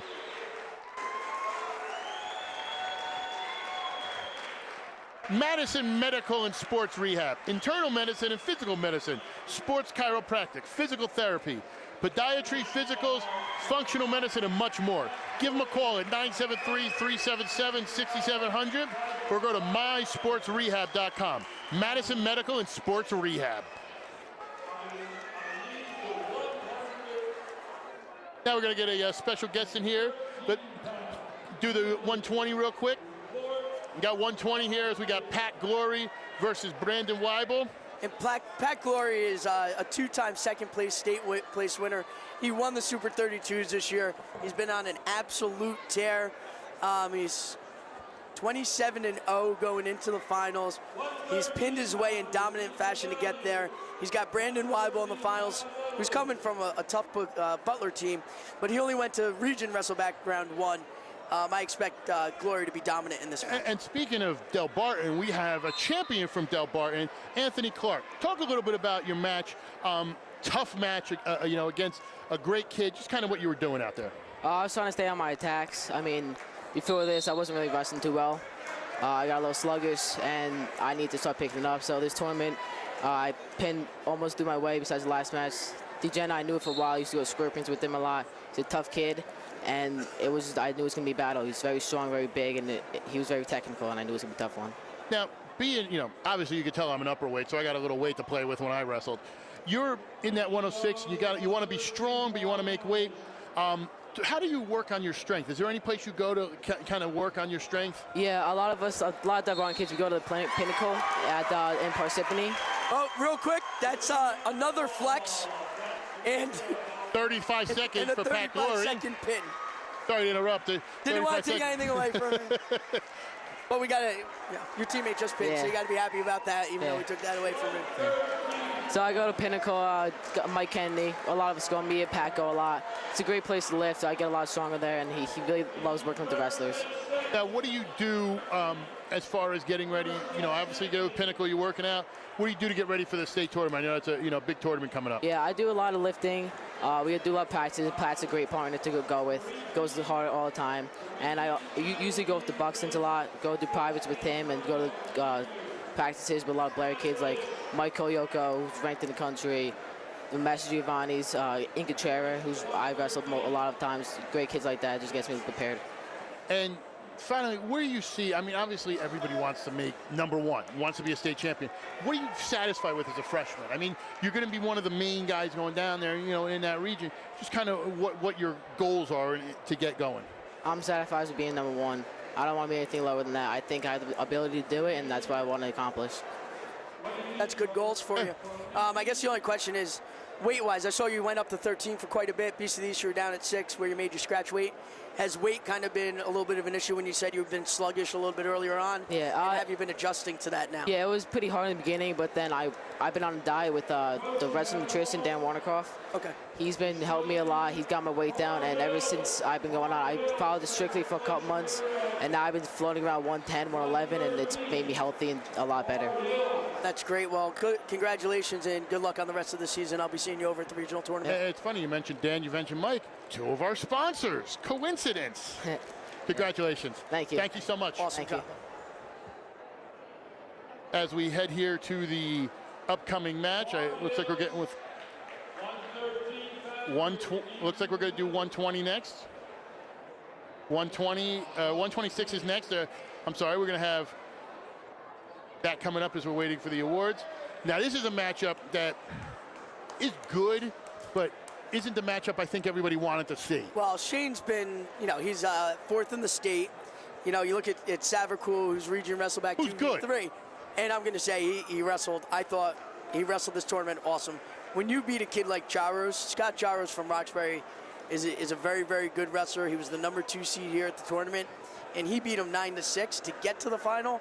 That's a big win. Yeah. Because Jaros was 4th in the region last year. That's a huge win. But I mean, you talking about that we might have had Ramo here, but things happen. Obviously, that while we're waiting for the 113, because apparently nobody could find DeFrancesco Antonio because they were trying to spell his name. He's celebrating. We're going to do a quick plug. The Golden Doe Restaurant Group, with 6 restaurants to satisfy your needs in Morris County. The Barn, with 2 locations in Randolph and Roxbury. Family Restaurant, Melting Pot American Cuisine. Great brick oven pizza and wings, large menu with healthy selection. Also the Mansion at Mountain Lake for a full banquet facility for weddings, social, sports banquets, and corporate functions. The Pizza Pub, an old world family-run Italian Randolph favorite, featuring homemade sauce pasta with daily specials. Mr. Krabby's, Randolph's newest favorite seafood restaurant, 22 big screens, fresh seafood, 20 beers on tap, and Cinder's Firewood Grill. Creative American cuisine, chef-inspired tapas, wood-grilled specialties. And these aren't just paying to get in here. My wife used them for our bridal shower, and we just had my mother-in-law, 60th, even though she kind of looks 70, 60th birthday party. I just got in trouble there. I was talking too much at the Barn. So not only do I promote these people, I use these people. The Gold and Doe Restaurant Group. And as we start with 120, we're Congratulations, at the 126 matchup. We are going to have a man with probably the most mispronounced name at this tournament. Dom DeFrancesco Antonio. I'm terrible at saying your last name. It's all right. Everybody says it wrong. Congratulations. Thank you. Talk about the match. I mean, you won it last year. It seemed to be a little tougher this year. Karifi, as we mentioned in the blog and streaming, very lanky. Yeah. It's hard to kind of keep him in because he's got long arms and legs. What did you do, and how did you pull out the win? It was a little weird wrestling for the first time. Everybody says he's long. You could just tell. But it's really hard to just get a feel for him. He's really scrappy. He's a great wrestler, but when he got in on that shot, it was hard to cover every aspect of him. So, and when he got on top, obviously, he's just really tough with those legs. So I just tried to stay compact. Didn't really work out, but pulled through on the feet. He got really deep in on a few shots, but I defended 2 out of 3 of them pretty well. So that's it. Now, you go in. You haven't wrestled him before. You had a solid tournament coming in. What do you try to work on to improve going forward? Because, I mean, you've had a great freshman year. You're on a track to have a great sophomore year. What do you do to improve your standing come into the year? Obviously work harder. I wanted to dominate this competition. I wanted to pin my way through this, but that didn't work out. So that just shows that there's a lot more to work on. So. And this is a tough tournament to pin your way through. Yeah. Well, this is one of the toughest. If you pin your way through, goal, that's so. No, I agree. It's just so tough because you meet these kids. You don't get slouches. You get a lot of really tough kids. Oh yeah, this is obviously a super tough tournament. So winning it twice, I want to be a 4-time. So. And Karifi's length, that kind of. He can keep you at bay a little bit, so yeah. It does make it a little bit Didn't tougher. want to do too much stuff because you move one way, he's already on that side. You go the other way, he's still on that side. His arms and legs. Body. Yep. So. And then talk a little bit about the team. I know you guys wanted to have a shot at winning the whole thing. Obviously, with Ramo out, that kind of hurts you a little bit. You guys have had a very successful year with who you've wrestled too. Yeah. Hanover Park had, I don't want to call it a disappointing end to their team season last year, but you lost to Caldwell. Yeah, it was unexpected. It was very unexpected. What are you guys doing in that room so you can repeat as a group champion? Obviously, everybody's pushing each other to their most. Last year, we pushed each other, but not to everybody's full potential. So now everybody's getting worked on their least successful positions. Everybody's focusing on each other and not as just winning a group title. Everybody's focusing on them winning their key matches, their matches that it's a toss-up. We want to have toss-ups guarantees. So working with every person is helping us. And finally, you seem to be a little in better shape this year. Have you done anything nutrition-wise in the offseason to get better? Yeah, I've been working with Dan Wienerkoff from Sports Nutrition for 2 years now. Last year, it was a little hard to stay on the diet plan, but now that I'm used to it, I've been on it since September, and I've been feeling outstanding. wrestling matches like this. We're obviously wrestling a lot of great teams, so feeling good going in. Peterborough, Cranford, everybody. We're wrestling Blair next week, so me feeling great up to the weigh-in and after the weigh-in, eating the right stuff, because last year I didn't eat all the right stuff. Middle school I didn't eat all the right stuff. I'd get huge. Now I'm eating just what I need to, and I'm feeling great out on the mat. Congratulations. I mean, impressive. I mean, I think I'm the only one that could say his name correctly. Yeah, so far in this tournament. I trained it. I have part of Italian in me. My wife doesn't believe me. She says I'm not real Italian, but I said I talk with my hands. Like, ah.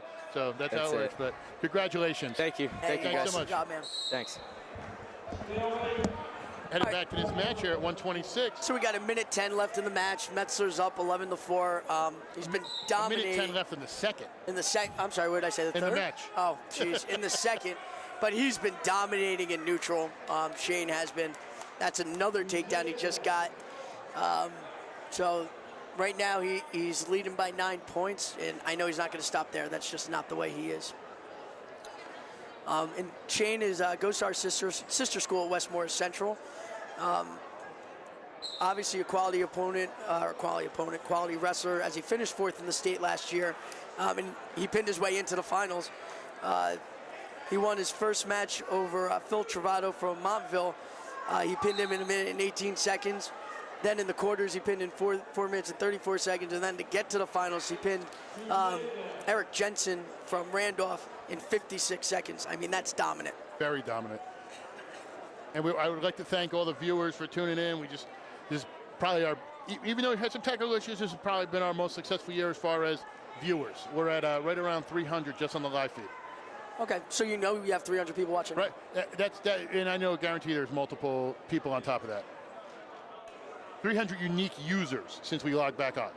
Okay. So they were waiting for us even though we got knocked off and didn't go to the NJ.com No, blog? hang on. Okay, I just misread because I'm stupid. 3,000. I'm sorry. 3,000. That's a lot. I misread the number. I'm sorry. I did not read zeros very well. Sorry. I just looked real quick and glanced. I was like, 300. I was like, oh, do I announce that? No, it's 3,000. Sorry, people. No, babe, it's not. I'll save myself a text message. He was talking about wedding showers before with you and all that stuff. When's the baby shower coming? You need to ask her about that. Maybe waiting for your phone to ding again now. Maybe we'll talk 9 months after Atlantic City. I don't know. Maybe a Christmas baby. There we go. Yeah.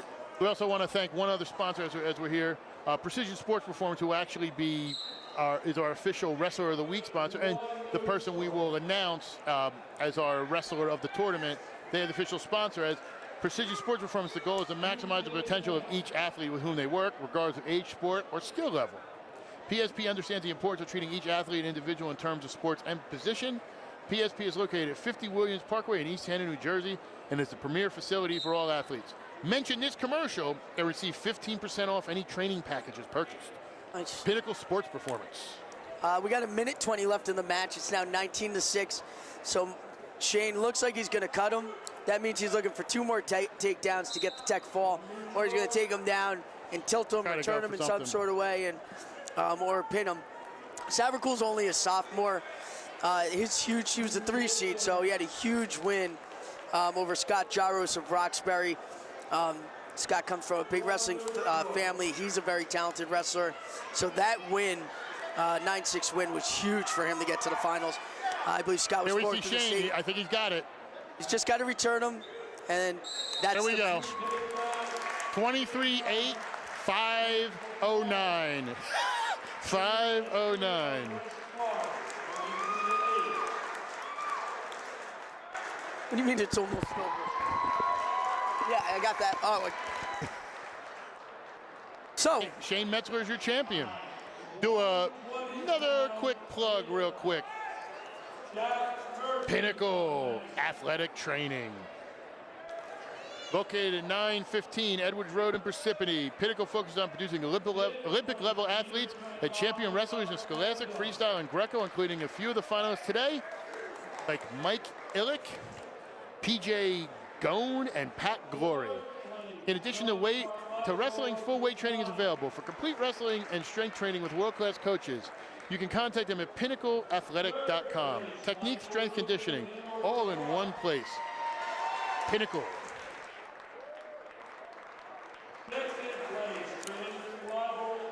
And another quick shout out to Champion Athletes Nutrition. Strength, endurance, faster recovery, improved performance, health, improved mood, body composition, growth analysis.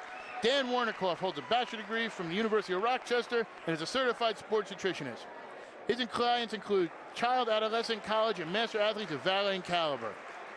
Dan Warnikoff's nutritional approach draws from over 30 years experience in the sports medicine, emergency medicine, athletics field. Champion Athletes Nutrition, WrestleNutrition.com. All right, coming up now is our 132 bout, and this easily could have been the feature bout of the tournament. We've got two guys going at each other that were in the same region last year, and the same district, I believe. So in one moment, we'll get to Pat Glory, who's here with us. But real quick, Lou Ramo was 8th in the state last year. PJ Gone out of Parsippany was state wrestle background 2. Earlier in the year, PJ lost to Nick Ramo, Lou's brother, 3-2 in a very close match, who was state 2nd last year. PJ just got cleared on January 10th to actually come back to wrestling off an injury. So I think you're going to see a really good match. These two have gone back and forth. And wrestled each guy numerous getting times. Yeah, they've wrestled numerous times. So this is just another one for the books. Now, we were just saying we have with us the champion, Pat Glory. I think that introduction was longer than your actual match. You know, we looked up, we heard the whistle. I mean, I think our talking right now is longer than you've wrestled the entire tournament. Congratulations.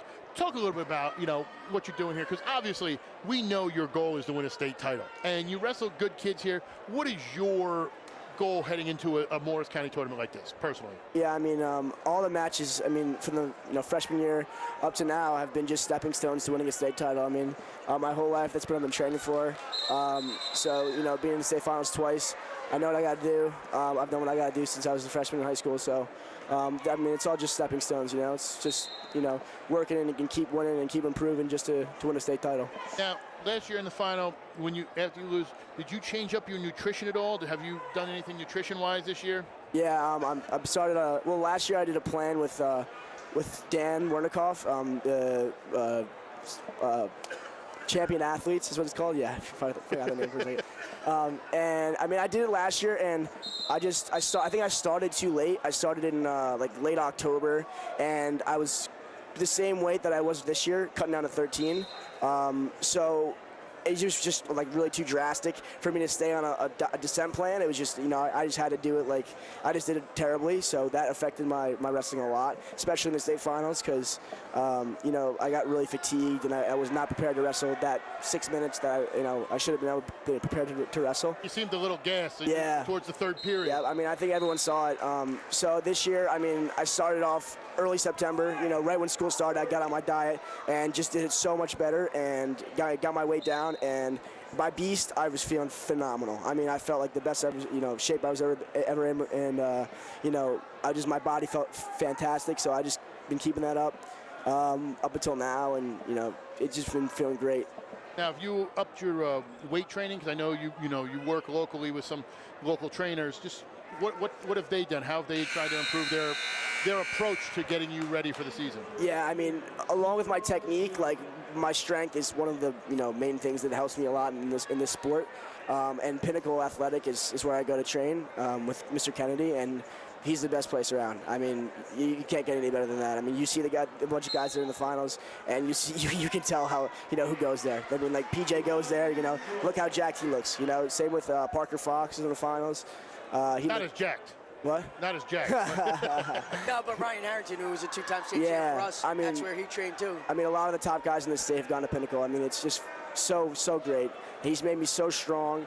I mean, I haven't really been able to get there that much. I mean, it's really busy in the month of January with all these matches and everything. But in the beginning of the season, preseason, before Super 32, and before the season really started, I went there pretty much every day, and it helped me so much. It was really insane how much of an impact Pinnacle has on my wrestling. Now, I know you've been second in the state 2 years in a row. Disappointed in that performance because I know you wanted to win both times. But this summer, impressively, I mean, you went out and won the Super 32s, let alone you won the Beast of the East as well. Did that win in the summertime kind of solidify for you that, maybe you're not just a New Jersey state champ, maybe you're better than that? Maybe you're a kid that needs to be nationally ranked. I know you're nationally ranked now too, but was that like a huge kind of relief for you winning the Super 32s? Well, honestly, it was really a morale booster. I mean, that's what I mean, yeah. I've been second in a lot of tournaments in my life. I never won a state final in my life so far. I've taken second 3 times in middle school and twice in high school so far. Never won. So, I mean, it's always in the back of my mind, It's one of those things. So, I mean, winning that, it's like I took second in the Super 32 when I was in middle school, too. So, it's just one of those things it just is in the back of my mind all the time. So, I mean, winning that was a huge morale booster. It's like, hey, maybe I'm not second. Maybe I'm the top in the country. Maybe. And then it just made me train that much harder just to know that I'm that good and I have the capability to do that. Right, so that definitely gave you a morale boost. 100%. And I mean, again, it's just a stepping stone. Honestly, it was a great tournament, and I was extremely happy, to win it. But it's like, it's not a state title. It really isn't. It's not. No, but it's got to make you feel like I am going to win a state title. Yeah, I mean, it changed my mentality so much. Going into matches now, I'm like, there's no shot I'm losing this match. Even I'm wrestling, the number 2 guy in the country. I'd be like, there's no shot I'm losing this match right now, just because I won that. I don't know why, but it's just one of those things. Oh, but that's why you wrestle summer tournaments. Exactly. That's why you wrestle big tournaments like that in the summer. Exactly. Because it is a morale boost. Yeah. And it does help you in season. And looking at you wrestle now, not that I ever saw any poor performances, but you seem like the kind of kid that's gotten over that hump now, and now it's like a state title is just on the list to be checked off for you. Yeah. As we saw a nice scramble there at the end as he was deep on the leg, held off 1-0, heading into the third. Last question. You talk about your team. The last few years, we were talking about before we went on air, Del Barton seemed to be really strong from 106 to 145, maybe in the 152.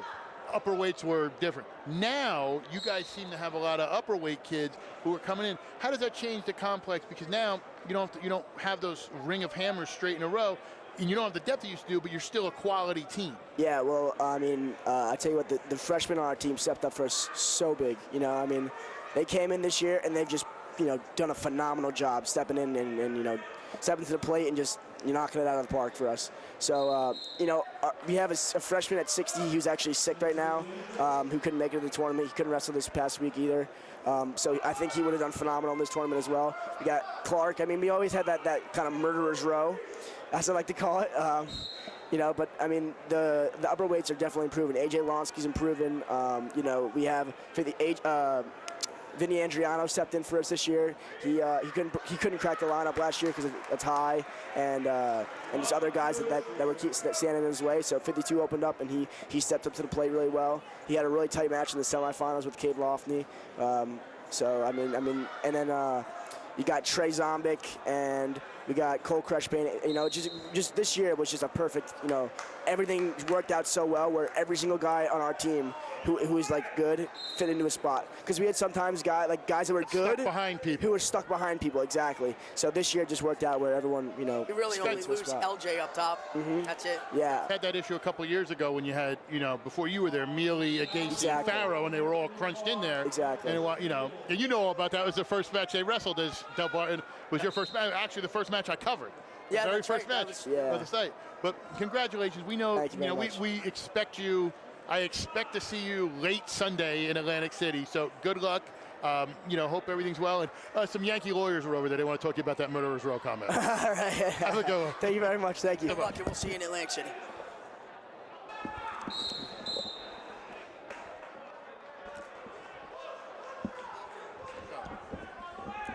Here we head down the 1-1 here, late in the third. This is a match we talked about. Could easily have been the headliner. Two guys who were going to go out there and throw it. And I'll tell you what, I'm going to do a shout out. There's a father who texted me. I'm not going to mention his name, but you know who you are. You told me he might be a surprise winner. So kudos to you for giving a shout out to you to PJ Gone. So. All right, so back to the Gone match, tied 1-1 with 2 seconds to go. They were going to head to overtime here. Don't think it. We are.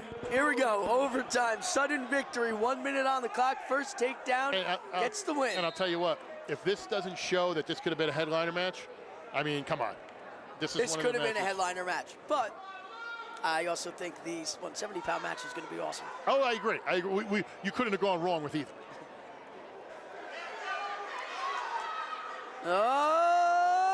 Let's see if PJ holds on here.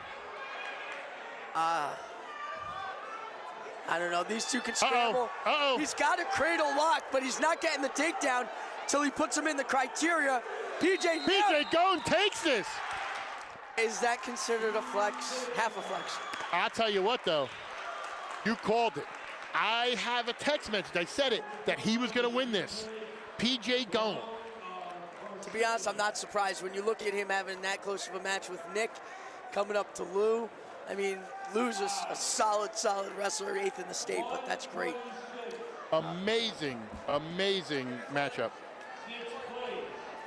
We'll do another plug real quick for UPWA Pro Wrestling. UPWA Pro Wrestling, or UPWA, is the fastest growing pro wrestling promotion on the East Coast. Provides you more bang for your buck at each and every one of our shows. For the past 11 years, UPWA has provided the East Coast with some of the best professional wrestling action. Hall of Famers like Tito Santana and Nikolai Volkov, as well as current stars like Eric Young, Ethan Carter III, Mason Ryan, Ivan Koloff, Kevin Sullivan, the Barbarian, the elite athlete Mike Orlando, and on March 21st, when we make our return to New Jersey, TNA superstar Shannon Moore. Go to theupwa.com for more details. Sit tight, tune in, buy your tickets, and get ready to be brought back to a time when professional wrestling was the hottest thing around. UPWA. Salerno Dwayne Auto Group, Denville, Newton, Summit, Randolph, and East Brunswick. We treat the needs of each individual customer with paramount concern. www.salernodwayne.com.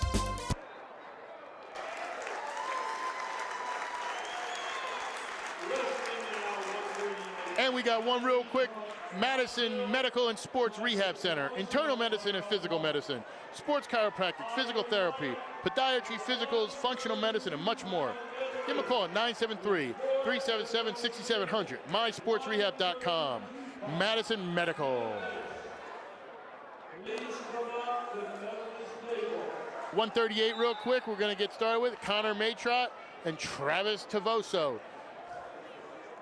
This is an interesting matchup. So just to give you a little bit of the background for seeding here, Connor Matrot was 4th in the region last year. He would have been the 2nd seed behind Ricky Reimers, who he ended up upsetting in the semifinals 5-2.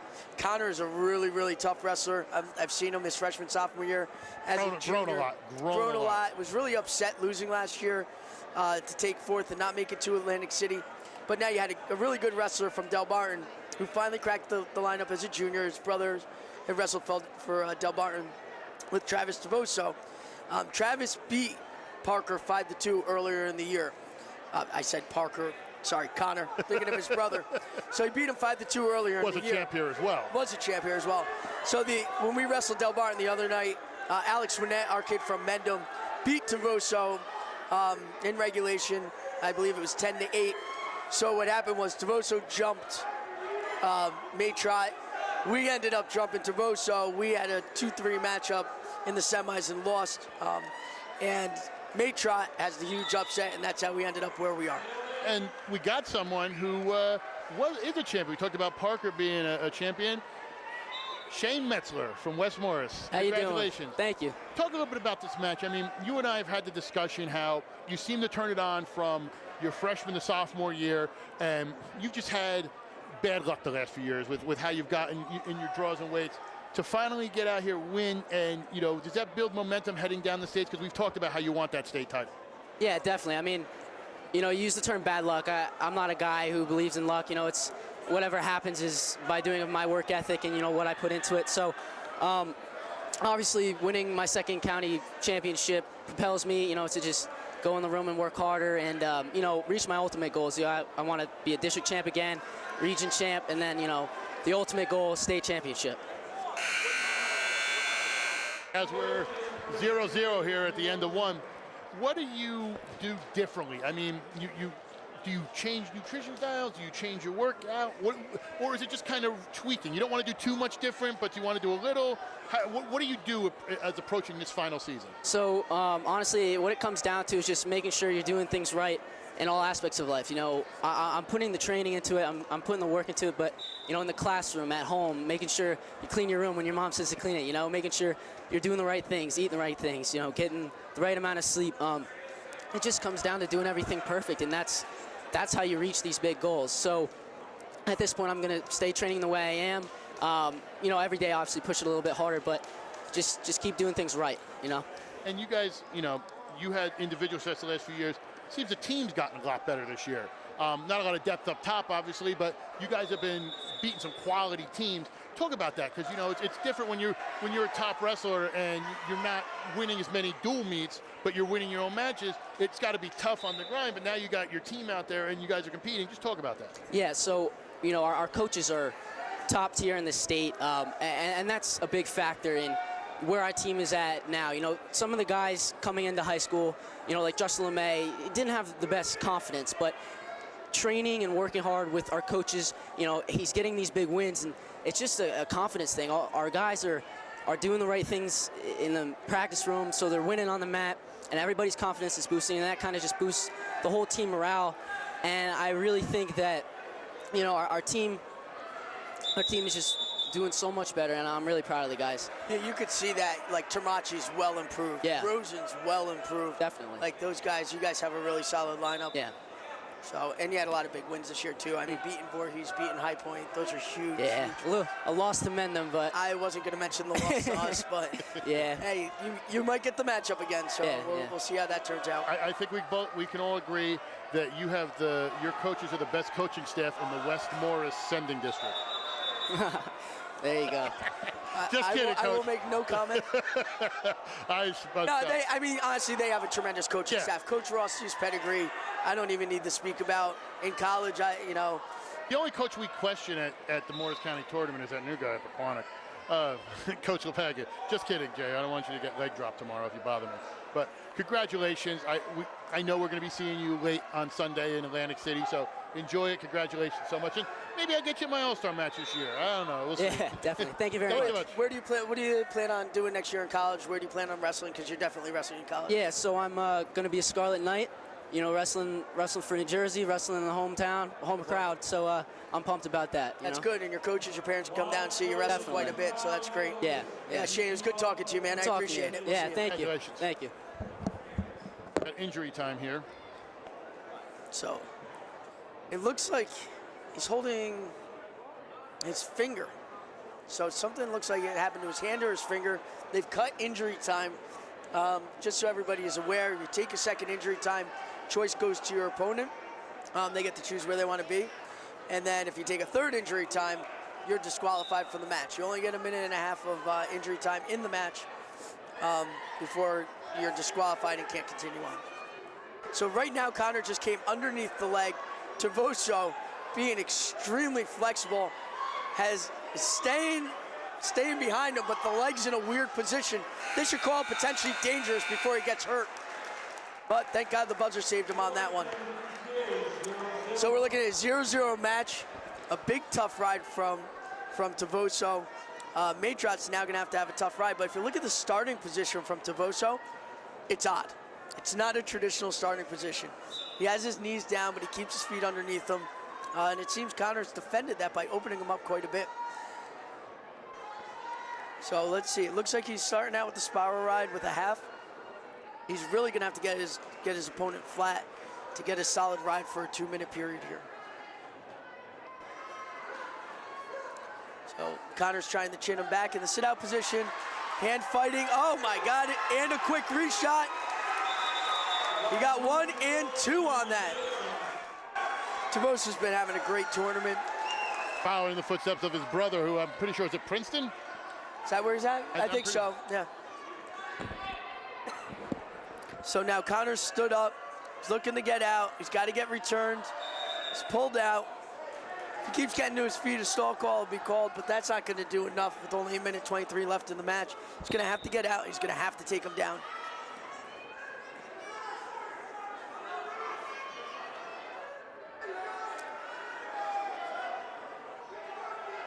Now he's got the leg in.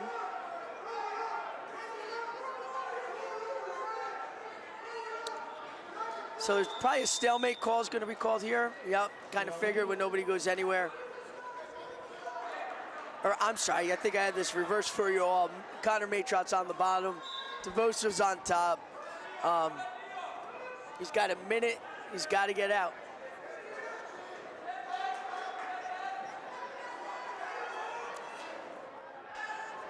So if he doesn't get out soon, we're hitting about the 45-second mark here.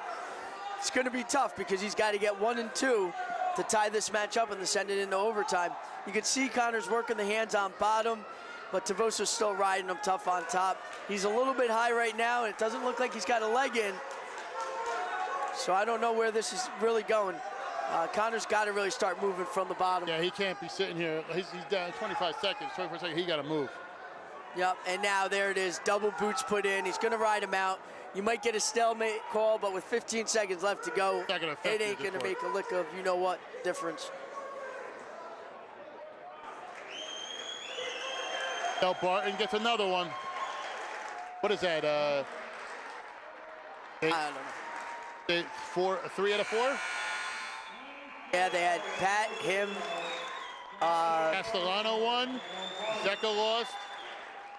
Clark won. Glory won. Yeah, so 3 out of 4. Right? 4 out of 5 now. Tavosa winning, 4 out of 5. 4 out of 5. It was a solid match, and beat him 2 times in a row, so. We're gonna do another plug. Plug. This is, by the way, I would just like to say before I do these plugs, these are the people that provide the money for us to have this live stream. So please, please, please visit them and support them, because without them, we could never hire Doug Black without them. We could not hire Doug Black. And we just want to say hi to Doug Black. He does an awesome job, 5 years running. Trust me, Doug Black is worth every penny that he's getting tonight, and I mean penny. Hey, and you're never in the red when you go black. True. The Golden Dough Restaurant Group. 6 restaurants to support and cater to any need in Morris County area. The Barn, with 2 locations in Randolph and Rockaway. Family Restaurant, melting pot American cuisine, great brick oven pizza. The Mansion at Mountain Lakes, full banquet facility, weddings, social, sports, and corporate events. The Pizza Pub, Old World family run, Italian in Randolph favorite, featuring homemade sauce. Delivery 7 days a week. Mr. Krabby, Randolph's newest favorite restaurant for seafood. 22 big screen TVs, fresh seafood. And at Mr. Krabby's, they have late night and lunch specials, as well as Cinder's Wood Fire Grill. Creative American cuisine, chef-inspired tapas, private functions up to $150. One of the private functions, as I've said, was my wife's bridal shower. And we've also soon-to-be baby shower. Soon-to-be baby shower. You hear that, babe? Atlantic City. And the Barn hosted my mother-in-law's 85th birthday. So, the restaurant group. And we are going to be joined here real quick as PJ Goins sits down.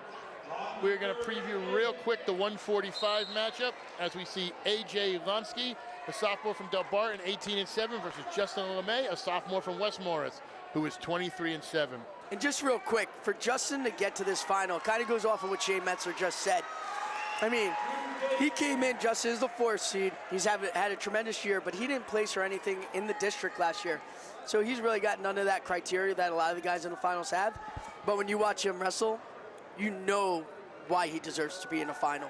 And Justin's done an awesome job. He's a sophomore for West Morris. He knocked off the 1 seed 7-1 in the semifinals, which is huge over Sean Connolly. And he's wrestling AJ Lonsky, who is state wrestle background 2 last year. Started out rough a little bit in the beginning of the season, but he's currently on an 11-0 winning streak. So this should be a really nice final. AJ got the opening takedown, and I guess now we're to PJ. AJ to PJ. Let's talk a little bit about your match. Congratulations, first of all. Thank you. Talk a little bit about it. How do you get ready? I know you just got cleared to wrestle again. Yeah. What do you do, because this is such a highly competitive tournament, what do you do to kind of, I don't want to say cram in the exercise, but get ready to wrestle in a competitive tournament like this? After coming off an injury, it's really hard to bounce back, but you know, I can drill and all that, but running's really hard. But I try to go scrap in the room with all my partners and all that, and try to bring the team better. And I practice with Illich sometimes, you know, the kid that took second at 182. We try to go at it and be mindful of my knee, but you know, I really wanted to win this tournament because I haven't really won any tournaments in high school, and I just want to show people I'm back. Now, in back you are. Yeah. That was great. And a great match against a guy I'm sure you've seen a lot. You know, you guys are right next to each other, town from each other. What's going through your head when you're out there? Because, you know, you've wrestled him so many times, you've seen him. Was there anything you kind of realized, like maybe if I get him in this position or I could take advantage of this? Was there any strategy involved with it? Yeah, when I was in that double, I just had to get my hand over, and my coach just kept telling me that, and I always have trouble with that, so I got to go back in the room and work on that. But I knew he was going to take that shot, so I just had to concentrate, get my head focused, and try to get that takedown. Now, you don't have to worry about seeing these guys again for a while. I think you got one match with them, or did you already wrestle Hanover Park this year? I already wrestled Hanover Park. So you don't have to worry about them in districts. Just states. Yeah. How does that change your guys' preparation? Because when you used to wrestle, you knew who you were wrestling in Morristown when you were there for a district. You knew who you wrestled with. Do you guys do any kind of video watching or any stuff like that, or you just kind of do your own thing?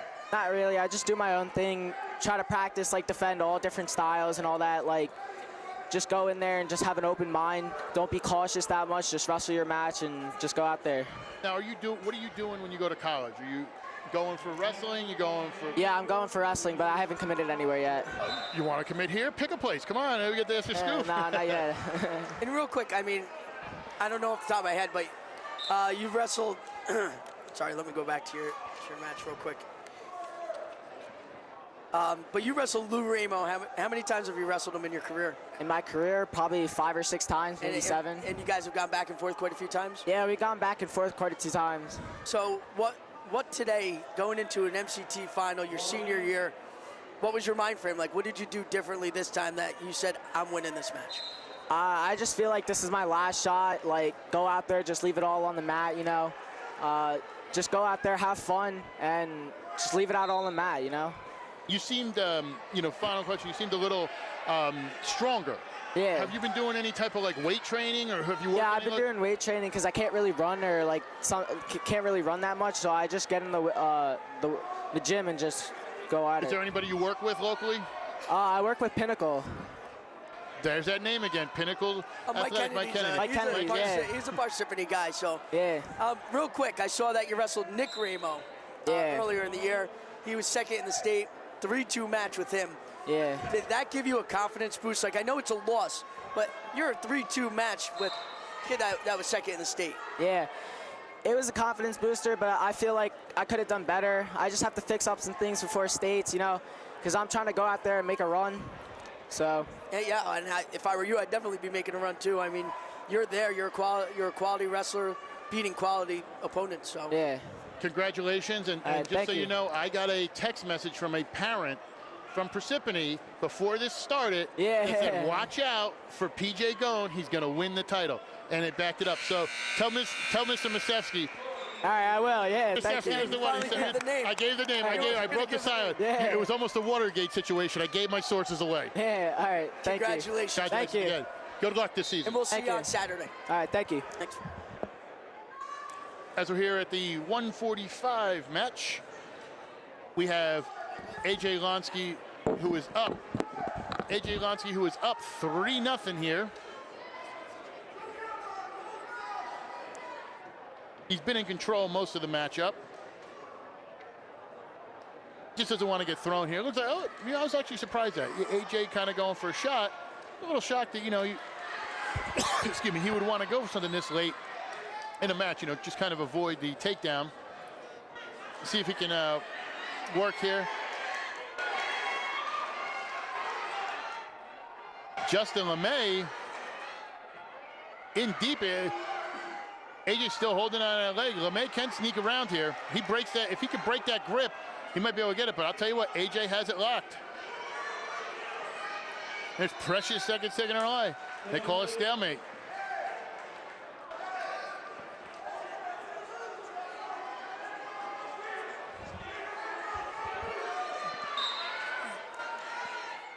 LeMay has to do something here as we're under a minute.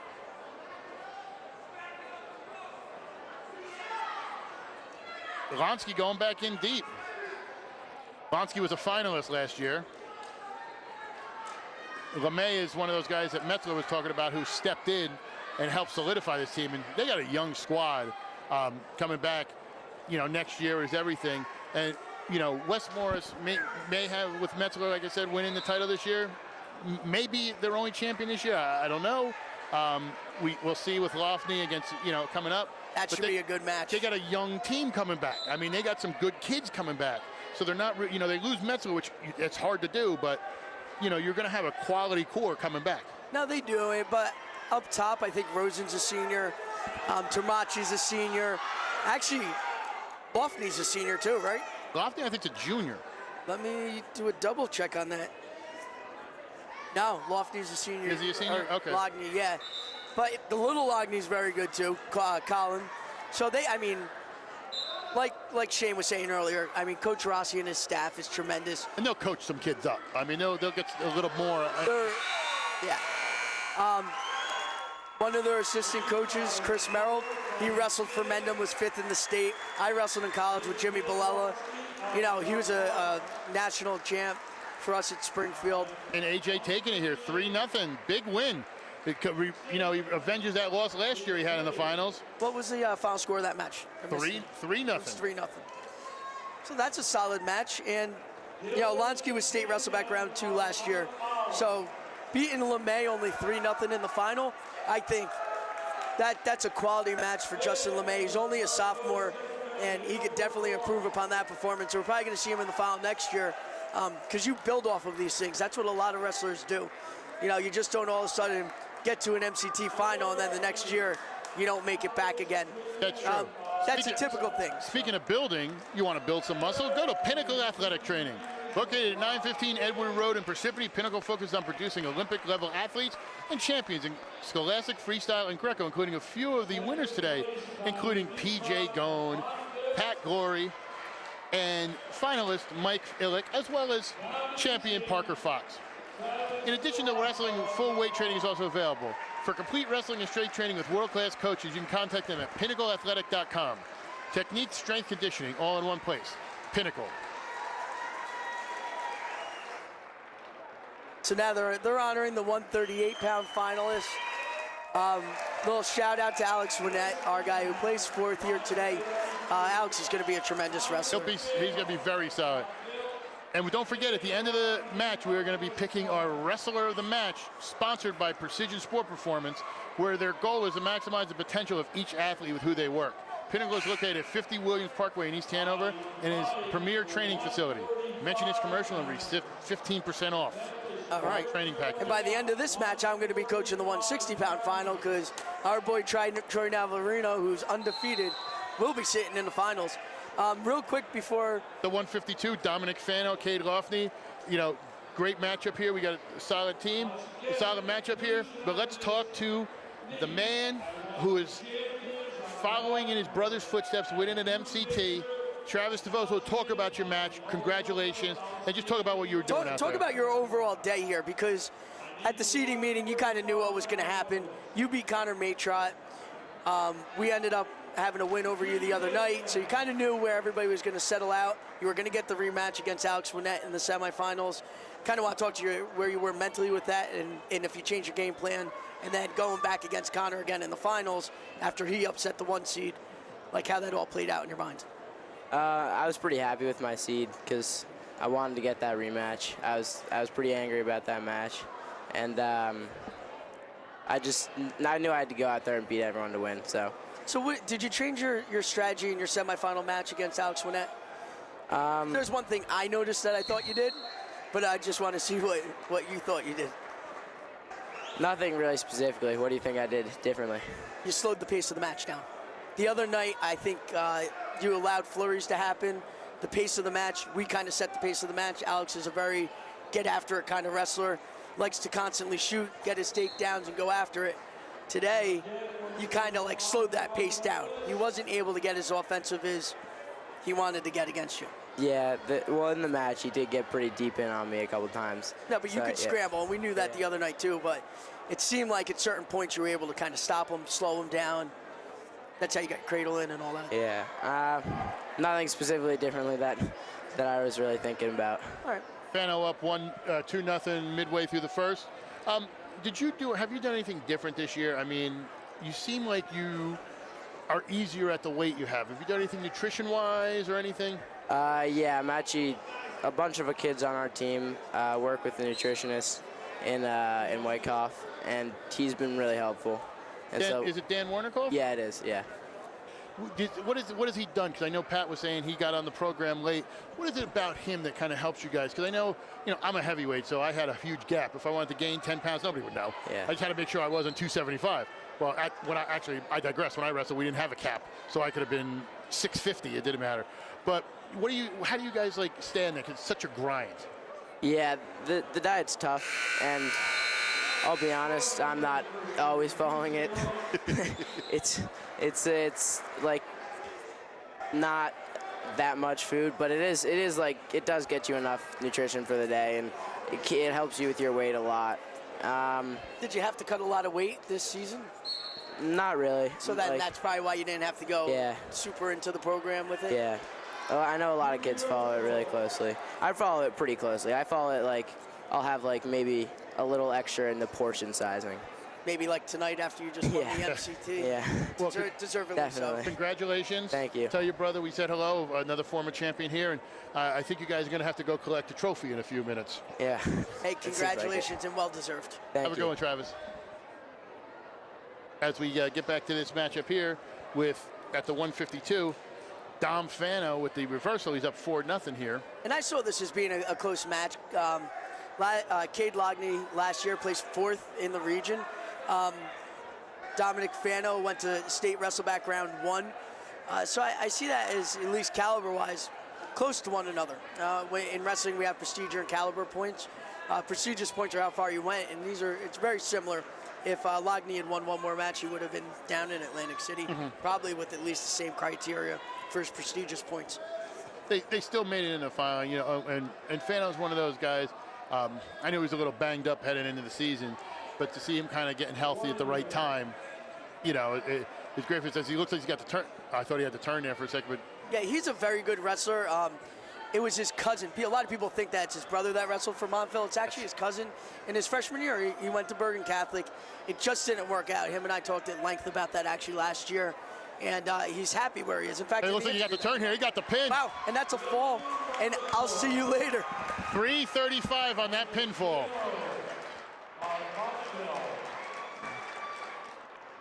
As coach heads off to coach his 160 match.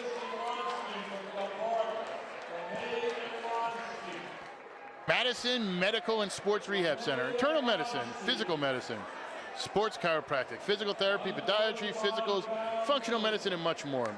973-377-6700. MySportsRehab.com. We're going to head to the 160 match. Matchup of two guys that should be very close. Troy Navarino, senior from Mendham, undefeated at 25-0. Connor Fortune, a senior from Morris Mills, 25-2. So it should be a great back-and-forth matchup. And I'll tell you what, I could see it this being impossible overtime. I'm just going to call it right there. As they're awarding the medals, let's do one more quick plug. We already did Madison. Champion Athletes Nutrition. Strength, endurance, faster recovery, improved performance, health, improved mind. Dan Warnikoff holds a bachelor's degree from the University of Rochester and is a certified sports nutritionist. His nutrition approach is from 30 years of experience in sports medicine. Trust him to help you get better. As you've seen, most of the wrestlers here use him and are on the podium. So try Champion Athletes, WrestlerNutrition.com.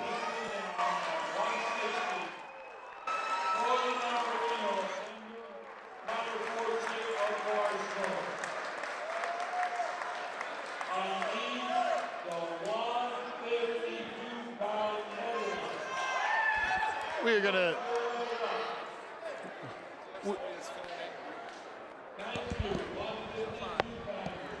we are going to be joined by a man, the myth, the legend, who tried to leave without taking his picture yesterday as he ran out. The champion at 145, AJ Lonsky from Del Barton. Talk a little bit about, that win and that matchup. I know you made the finals last year. It didn't end how you want it. Yep. What did you do to make it the result you wanted this year? All the good partners in the room really helped. Travis Devoso, Vinny Andriano, and our assistant coach, Christian Inarella. It was a really big help. Now, what do you look at a certain guy like that? I don't want to use the term mat watch, but after you win, do you kind of scout and see, or you just kind of do your own thing? No, just do my own thing. Now, your team has successful. They're going to obviously win another one in a row. Talk about Del Barton as a whole and the room that Stoll and Russo and everybody makes it, and just the squad that makes you guys. Because a lot of these kids, if you go to these other schools, they grow up together. You guys don't have that luxury. No. How do you get that the real family team feel that I see with you guys? It's like a brotherhood. You come in not really knowing anybody, but when you work in the room with them, talk to them in school, you get to know them, you become like a family. It's a really close-knit community. And finally, what do you do heading out of here to kind of get ready for the upcoming tournament? Just go back into the room, work on things that I saw in matches my coaches saw, and try to get better. Congratulations. Thank you so much. Thanks so much. As we have Navarino here with a takedown. Up 2-0. Possible, could have been back points. Yeah, I'm thinking that was back. Right there. I don't know. I don't know why you didn't give him back points. I don't know. Maybe he thought this has actually been like the third time I've seen him not give back points in a match. I'm not calling anybody out. I'm just saying certain officials are different in how they call a match. Exactly. I agree. But Navarino is a tough kid. I wrestled him last year at District 1. He's a tough customer, folks, Navarino is solid, and I mean, he looks like he's trying to work something here to see if he gets potentially dangerous, which they looked like they were going to hit.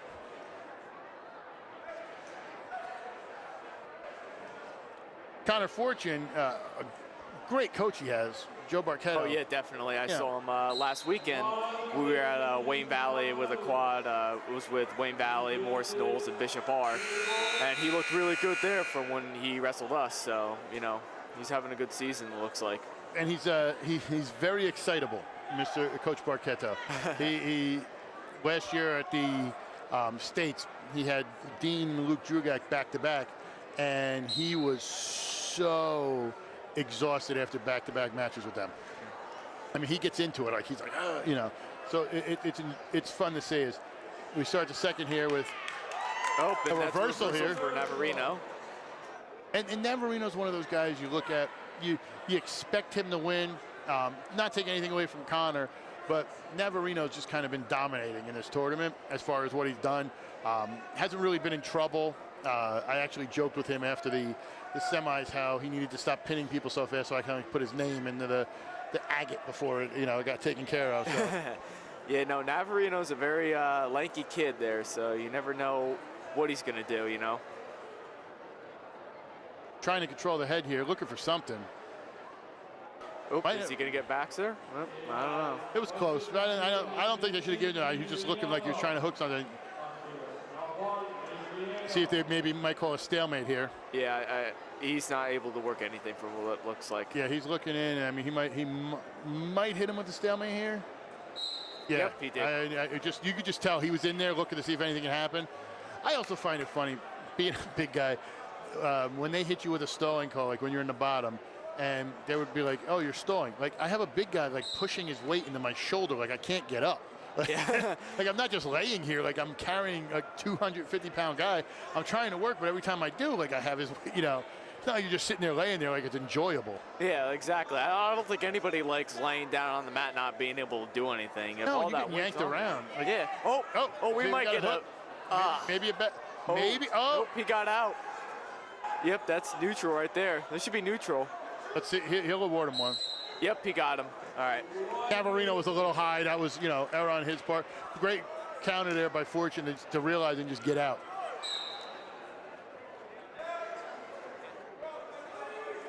Got 18 seconds left here in the second.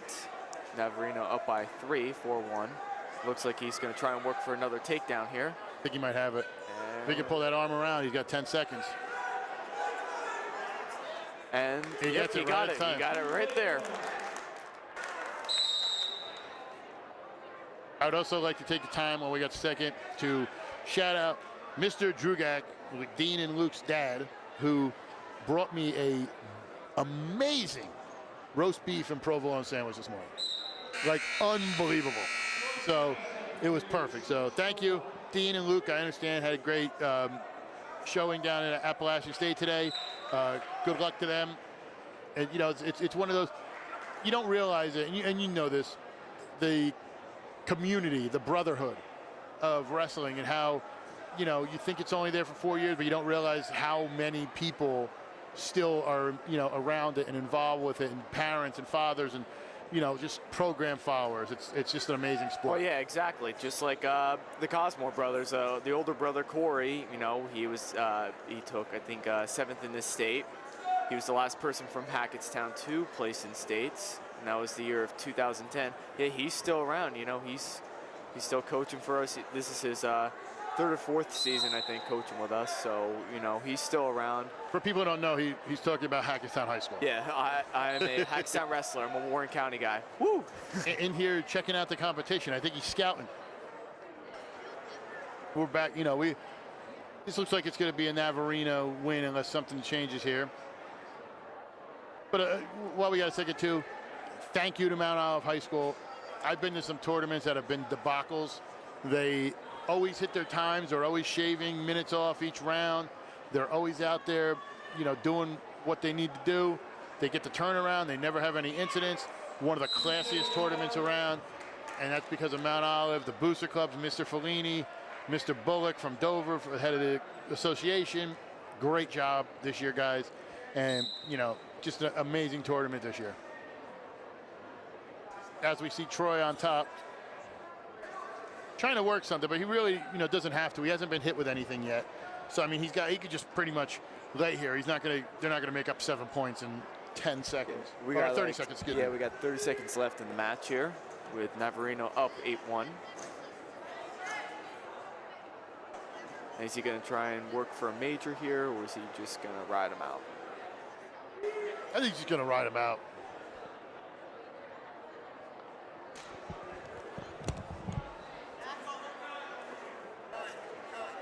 And it looks like that's it. Navarino wins the tournament 8-1.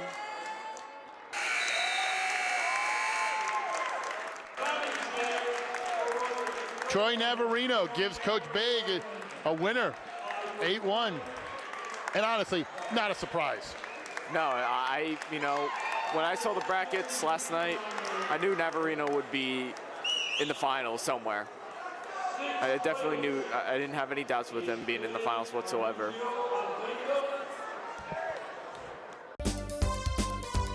Salerno Dwayne Auto Group, Denville, Newton, Summit, Randolph, and East Brunswick.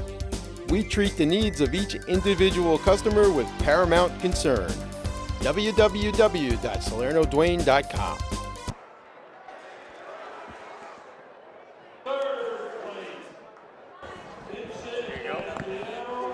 We got Coach Big stepping back in.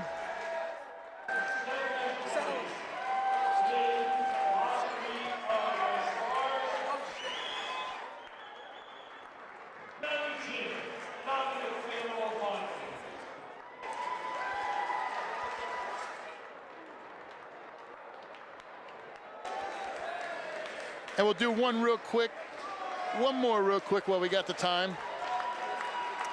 Madison Medical and Sports Rehab.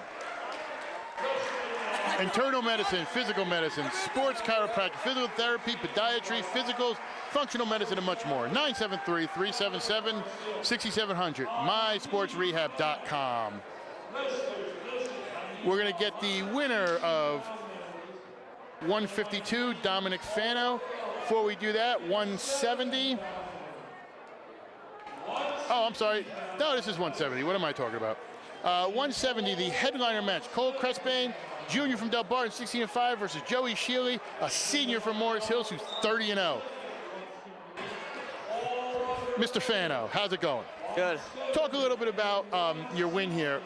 You kind of did it. You did it last year. You do it this year. Just kind of what's going through your head and how this feels for you right now. It feels the same as it did last year. First time winning the county was obviously insane, but the second time feels the same. This tournament's got a bunch of tough wrestlers, and everyone competes to the highest level, and it's a real honor to win it for the second time. Now, you seem a little stronger this year. Have you been doing any type of weight training? Yeah. You've been working? Yeah, I've been lifting a lot on the off season because I just had surgery, so I had a lot of time to lift. And then in September, I started doing a little more wrestling, but I got to keep lifting during the season. Where do you go lift at? Pinnacle. Pinnacle Athletic. Yep. That name keeps coming up for some reason. Yeah, it's the best. What do you talk about it because you have the injury? What do you do while you're hurt? Because obviously you can't work on technique and stuff you want to. How do you catch up? Well, luckily it was over the summer, so it didn't have any effect on my season. But obviously I wasn't able to wrestle for 2 months, so I just focused on lifting, getting strong, conditioning my muscles, and getting in better shape. Do you feel that's helped you so far? I mean, that extra tremendously, tremendously, and it's been showing on the mat. Sorry, I jumped in late to the party. I just got back in, so I just want to say congratulations. Thank you. A great match. And then any future plans next year, right? Yeah, I'm wrestling at TCNJ. You are wrestling at TCNJ? Yeah. TCNJ, great. Yeah. So I'll probably see you over the summer. We always take our team there. So yeah, I'm really excited. Yeah. So awesome. Congratulations. Thank you, appreciate it. Thanks so much. Thank you. That was Dominic Fano from Montville, the winner at 145. Oh, excuse me, 152. I messed that up.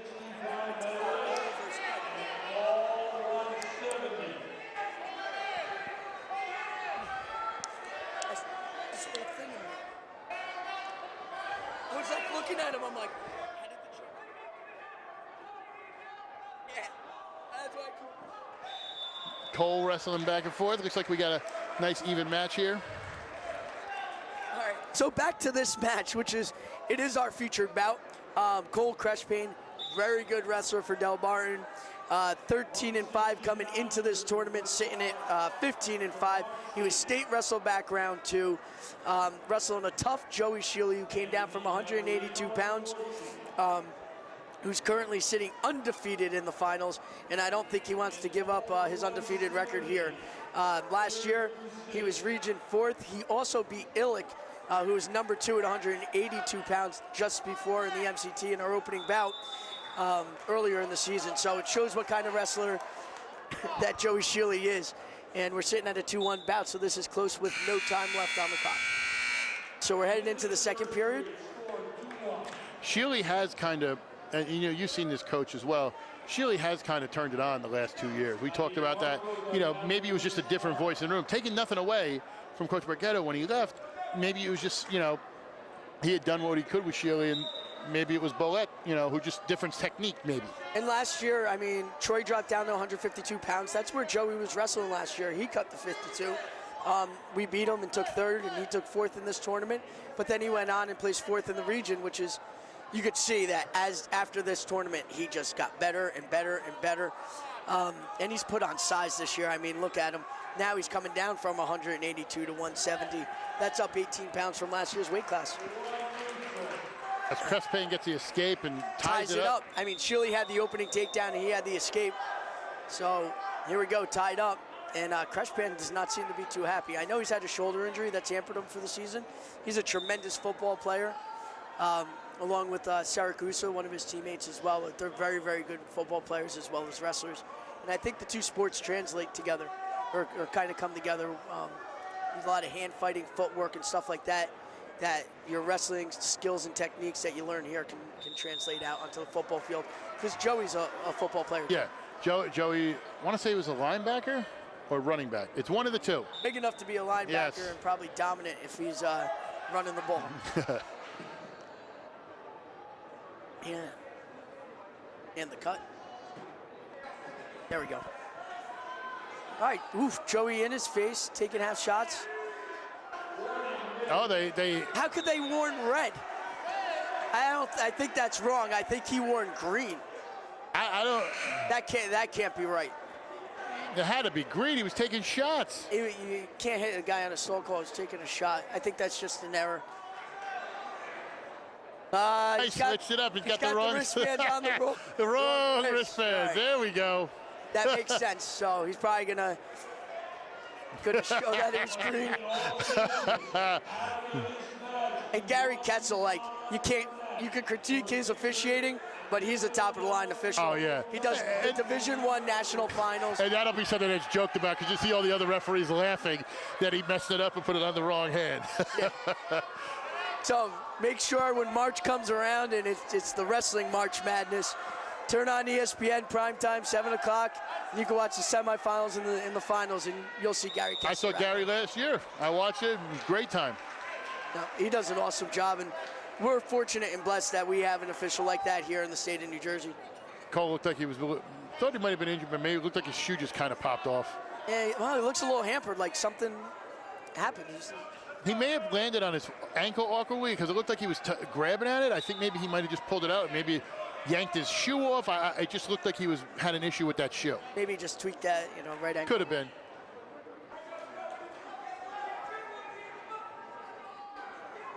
Cole trying to look for something. Now, got the head fighting you're talking about. He was in. That's time. So tied at 2, and we imagine Joey's going down. Yeah, Joey would have to. So now you got to talk a little strategy here. So if you get out early and you give yourself, a minute and 50-something seconds for a takedown, you're leaving yourself susceptible to losing the match. So do you kind of do a little bit of a stall technique on bottom, move around, burn the clock down to a minute, 45 seconds, and then get out? What's the technique? Then Cole did a great idea there. I was actually shocked Cole kind of loosely let him go there. Kind of let him go. Yeah, because he let him up, but he was still in deep, so he could have not only got the 1, but then the 2. So, I mean, Cole had to react, from that, and I thought Joey could hit it. But, it looks right now that I think Joey's in charge, but I think Cole, with his, if he can get the shot, you can take the win here. It was early enough that he doesn't have to worry about it, like you said. So here's a good question. Who was the last Morris Hills wrestler to win an MCT title? Because I don't think I know who it is. And let me tell you, Morris Hills, I think, did an awesome job here today. They had more kids placing than I could ever remember in a long Morris time. Hills did an amazing job. And that's in part to the depth of the program that, started with Coach Barchetto before he moved over to Knowles, getting the feeder program and getting those kids out. They actually, I went to film them for you. Those of you who don't know, when I do the preview videos, I go to the practices. They had so many kids in their practice, they had to put one set in the room and one set in the weight room, and then halfway through they switched. They have like 70 kids. He sent me his roster. I thought he sent me the roster for the entire school. Like it was 2 pages. I was like, there can't be this many kids, and there was that many kids. So that helps a lot with depth. Being able to maneuver and, kind of juggle your lineup. But when you have somebody like Joey Shealy helping you out, and, DeJean Chappell and Sam Weiner, and I'm sure I'm missing a few other ones. But they were right there. No, I think, we saw him in the Link Crawl Memorial Tournament held at Kittatinny High School. And not a terrible performance, but I think when they came here to the MCT, they looked like a well-improved team from that point in the season in mid-December, to where we are now in late January. So it seems like his kids have been responding really well. You got 20 seconds left in the match. Can Shealy hold on? I don't think he has a stall call. Tried a little go behind there. I don't see Ketzel really hitting him. But to be honest here, I would probably tell him, stall out a little bit. You don't have to do anything. He's got to shoot. Wow, he jumped the whistle and got called on it. The one thing I'll say, too, and I think I've noticed this a little bit more with a lot of the kids who have been out, Morris Hills had a great run in football. So they had some kids who had been in that highly competitive match because I feel, I mean, and I might be wrong here, Coach. I think there's, when guys go from football to wrestling, if they have that lull, they're so used to football, they take kind of a little break in the beginning and then they try to catch up. And the other thing, being in football shape and wrestling shape are two different shapes. You know, to get yourself in wrestling shape, you really got to move. Now, there's the stall call. 11 seconds left. He's got a hand fight and circle. I don't think Gary's going to tie it up on that, but you know AJ's going to go at him. So he did the right thing. He's hand fighting or Cole. I did the same thing last year. Sorry. Now he's trying for the headlock. He might have. I think Shealy's going to hold out. And look at that. Club it at the end. But Shealy wins 3-2. It's impressive. That's a really Joey nice Shealy win from for Morris Hills. And I'll tell you what, you know who the happiest person in this gym is right now? Wayne Shealy. He's over there, he's got the biggest smile. Congratulations, Wayne. All right, let me say goodbye to Coach Ramondo. We'll get everybody in here. We'll do some quick plugs real quick. The Golden Doe Restaurant Group, 6 restaurants for any of your convenience. Barn, 2 locations, Rockaway and Randolph. Family Restaurant, Melting Pot, American Cuisine, Great Brick Oven Pizza. The Mansion in Mountain Lakes, full banquet facility, weddings, social, sports, and corporate events. The Pizza Pub, Old World family-run Italian restaurant favorite, daily specials, full bar and delivery, 7 days a week. Mr. Krabby, Randolph's newest favorite seafood restaurant. 22 big screens, fresh seafood, raw bar, lunch and dinner specials, and Cinder's Wood Fire Grill. Creative American cuisine, chef-inspired tapas, private function events. And these aren't people who just pay to get their spots. I use them for all my needs too. Cinder's hosted my bridal shower, my wife's bridal shower, my wedding bridal shower, and we hosted my mother-in-law's 115th birthday this past Sunday. The Golden Doe Restaurant Group. We are going to get Troy Navarino in, and I always love it when it's very awkward for the coach to have to then interview his kid. So this will be perfect. Yeah, it's gonna be a little awkward. As Troy Navarino joins in, and I'm going to have the coach ask him a bunch of questions. I ain't asking nothing. So this is perfect too, because it makes it nice and awkward, because I can ask you questions about your coach. Talk a little bit about your match and your tournament. You seem to have fun out there and be at ease. Just talk about how you approached it. Well, I came into the tournament as the top seed, and I kind of just wanted to wrestle the way I knew I could. The way the camera's up there. I'm looking at the camera? Yeah, there you go. So, yeah, I just wasn't nervous, just went out there and did what I could, and thankfully it ended up the way I wanted it to. Now, you breezed through the early rounds, you were out there doing stuff. Was there anything you were looking for, or did you just kind of knew you could do what you needed to do? Like, did you look at his style at all, or just kind of did your own thing? In the finals? Honestly, I just did my own thing, you know. It's been working for me this year, and it worked for me tonight, so I'm happy. Now, talk a little bit about the coaching staff. Your coach these last years. Why don't we make it awkward? Just can you tell me about him? I know we've talked, off camera and off the record, how you're not a fan of his. I'm kidding. I'm joking. But it's not just about me. We have a nice coaching staff. Talk about the coaches, because I know they coach you up, and you guys have had a really solid team this year. Just what that's meant for the program. Well, Coach Big, obviously, going into my senior year, he's been like my second father, you know. He's kind of made me grow up into the wrestler that I am nowadays, and I can't thank him enough. Along with other coaches like Coach Ramondo, working with us technique-wise, and then our new coach, O'Brien. I mean, I can't ask for more. We kind of have the complete package, you know, levels, different type of coaching. It's just like the perfect combination, you know, and it's working for us. So we don't want to hold you up because they got to go take a picture. So we're going to give you real quick back there. If you want to come back, then I just want to get Coach Big a tissue because he was crying a little bit for the second father comment. You can't see it on the stream, but he's tearing up a little bit. We got him some tissue, so we're good to go. Go take your picture. Congratulations. Thank I'm you. sure we'll be seeing you again. Yeah. Good luck. Thanks. Hey, well deserved, and congratulations. Get out there for that Thanks, championship Coach. picture. Now, while we're waiting, we're obviously doing the last picture. We're going to be getting Joey Shealy over here to talk. Do a couple more plugs. Pinnacle Athletic Training, located at 915 Edwards Road in Parsippany. Pinnacle offers focus on producing Olympic-level athletes and champion wrestlers in Scholastic, Freestyle, and Greco. And includes a few of the finalists from today. including PJ Gone, Dom Fano, and others. For complete wrestling and straight training, world-class coaches, PinnacleAthletic.com. Technique, strength, conditioning, all in one place. Pinnacle. And Champion Athletes Nutrition.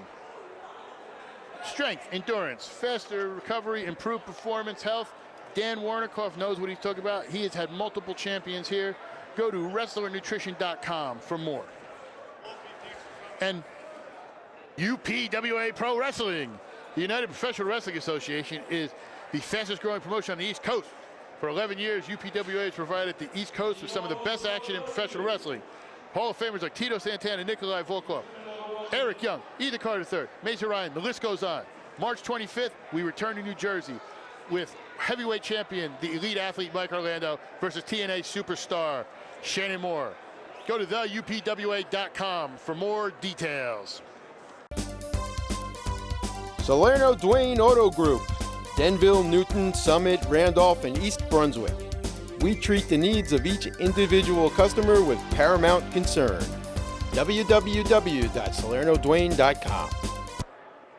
We have a guest. I don't know who you are. Hey, dude, I'm Tom. His guest is, this is Tom Navarino. Oh. Tom Clancy. It's Troy's older brother. Oh, okay. Yeah. So I knew who you were. They were twins that wrestled, Tom and Mike. Oh, okay. We're the reason why Troy's here today. Well, now, do you want to ask anything of the second father that Troy just said he had? He called me his second father. Kind of awkward. Kind of awkward. How does it feel, your brother going out here and winning this, and just how you thought he wrestled today? I thought he wrestled spectacular. The difference between last year and this year is just confidence. But camera's up there. Oh, okay. We can actually look at the camera with Doug Black. Yeah, and Tom's always bet on Black. Tom's come to a whole bunch of our matches. He's seen Troy wrestle, obviously, forever. I would hope. You are related. I would hope. To be honest, when I way to go, buddy. I get more nervous than when I used to wrestle. That seems to be the thing, where if you're watching somebody, you're more nervous than you're actually doing it, because you're out there doing it. I have the same way with my nephew and other family, which is like, you know. Yeah, so I get more pumped up for the matches than this kid, but job well done by PJ Gone winning it, Mr. Masevsky. Mr. Masevsky pulling it out. Hey, that was a Mr. Masevsky vote. He said OW. Oh, OW? You know what? That's a well-deserved OW. Yeah, beating Ramo. Yeah, PJ Gone coming off an injury, only been wrestling since January 10th. He can't even run. Yeah, and to come out and win this. That's a big, and that's more than well-deserved. Like I said, that could have been the future battle of the night versus Joey's match. And it was a set that, like we said, after looking back on everything, usually when you pick a feature bout, you're kind of like, maybe we should have went there. You couldn't have went wrong either way. Right. Both matches delivered the way they thought they would. Yeah, Nick Ramo and Metzler would have been a good match too, but that would have been a good match. But he didn't wrestle, so that's why. that might have been. It's funny, we were joking about this over at the press table before, that Nick Ramo might be the first guy to have more appearances at state finals than matches at a Morris County tournament. Right now it's 0 for Morris County tournament. I know, that is true. Weird enough. Is Mike coming home to watch your brother? States, hopefully. He will come home. All right. His brother lives in Colorado. Yep. So okay, perfect. Just seeing him coming. Well, it was a pleasure being on here. We're gonna go celebrate. Go celebrate, not too much. Oh, I'm not Coach. He's got matches coming up. All right, guys. Where do you stay in AC? We're gonna get Joey Shealy over here in a minute. Joey Shealy will be here, I promise. So, Joey Shealy, I see him. No, we'll get Joey when Joey's ready to come over. Well, I think our guy.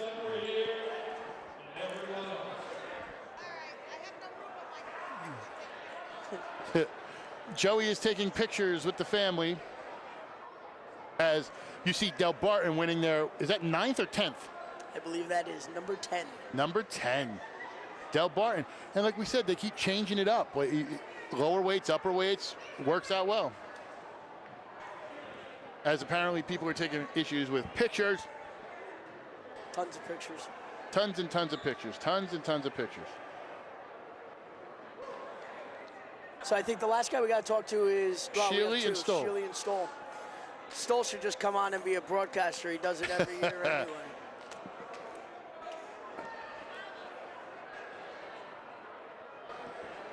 As we get Joey Shealy coming on. Don't worry about it, Listen, Joe. no, you don't have to worry about it. Talk a little bit about your match and your tournament. We've discussed this, and we've discussed this in the preview videos and everything. Your finish last year, you finished fourth. You and Coach even said it during the match. You kind of hit a switch, and you seem to be a completely different guy. And it shows by how you've wrestled, undefeated so far this year. Talk about that and just kind of what you've done differently.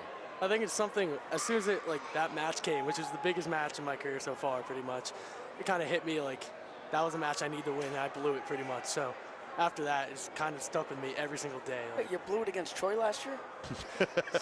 What? That match kind of stuck with me every day and kind of motivated me to push more and go that extra rep. And some idea I had coaches talking to me about getting that mental edge, and that's kind of what I train with, that mental edge over my opponent. What is he doing that I'm doing, or what I'm doing he's not doing, and that extra reps all the time. Is that we were talking about it a little bit too? Is that something that Coach Barletta has been working with you on? Because I mean, since he's taken over, you seem to have that mental edge, and you've been in matches, and not only you're talking about Sam Weiner had a great showing, Chappelle here. You guys have been really good, and we were talking about, I don't know if we can remember the last time Morris Hills has had that many place winners. Well, when was the last time Morris Hills had a champ?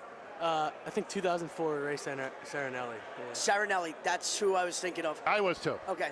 No, it's, Ray Sarinelli, and his dad wrestled for Morris Hills too. Yeah, so he would have been the last guy. Because we were still in the Habakon district. We were in District 2 back then. Oh yeah, that was a while ago. That was a while ago. And if I don't remember correctly, I know there was a Sarinelli for Dover back in the 50s. Yeah, I think he won state. I think that's the same family cousin. He was the first multi-time state champion in Morris County. So, you're talking about a great lineage. What do you do to improve? Because you want to get out there, you win, but obviously you want to be number one. You want to go down and win in states. What do you take from this to work on? Is there anything you think you can work on heading out of here? Oh, definitely, yeah. It wasn't a clean tournament. I had a lot of slop in the semifinals, and the finals weren't tough match in the semis. I saw that it was a little bit back and forth. Yeah, it wasn't a great wrestle tournament, but something that there's always something you can improve on. So you look back. That's why I film all my matches, and I constantly review them and go over them with my dad and my coaches. So we're always pushing to go that extra and keep getting better in different aspects of wrestling. And still undefeated. Yeah. So that's got to be a nice goal. I was looking at the beginning of the year, you're obviously up at 82. Yeah. And then you came down to 70. And it seems every year you cut a pretty decent amount of weight. Yeah. Now, coming down from 82 to 70 is 12 pounds right there. But did you not cut as much weight this year as in the past? No, I mean, this year... was there a difference in that? Yeah. I mean, you wanted to stay a little bit stronger? Yeah, August I was sitting around maybe 190, 188, and then slowly came down. But last year I was kind of sitting at 190, 180, and I went all the way down to 52. Yeah, so I feel more confident when I look bigger and I feel stronger. So I guess that's another boost to my confidence. And you have a family following. We were talking about that. After you won, happiest man in the gym was your father. Oh, definitely. Yeah. Big smile on his face. Everybody high-fiving.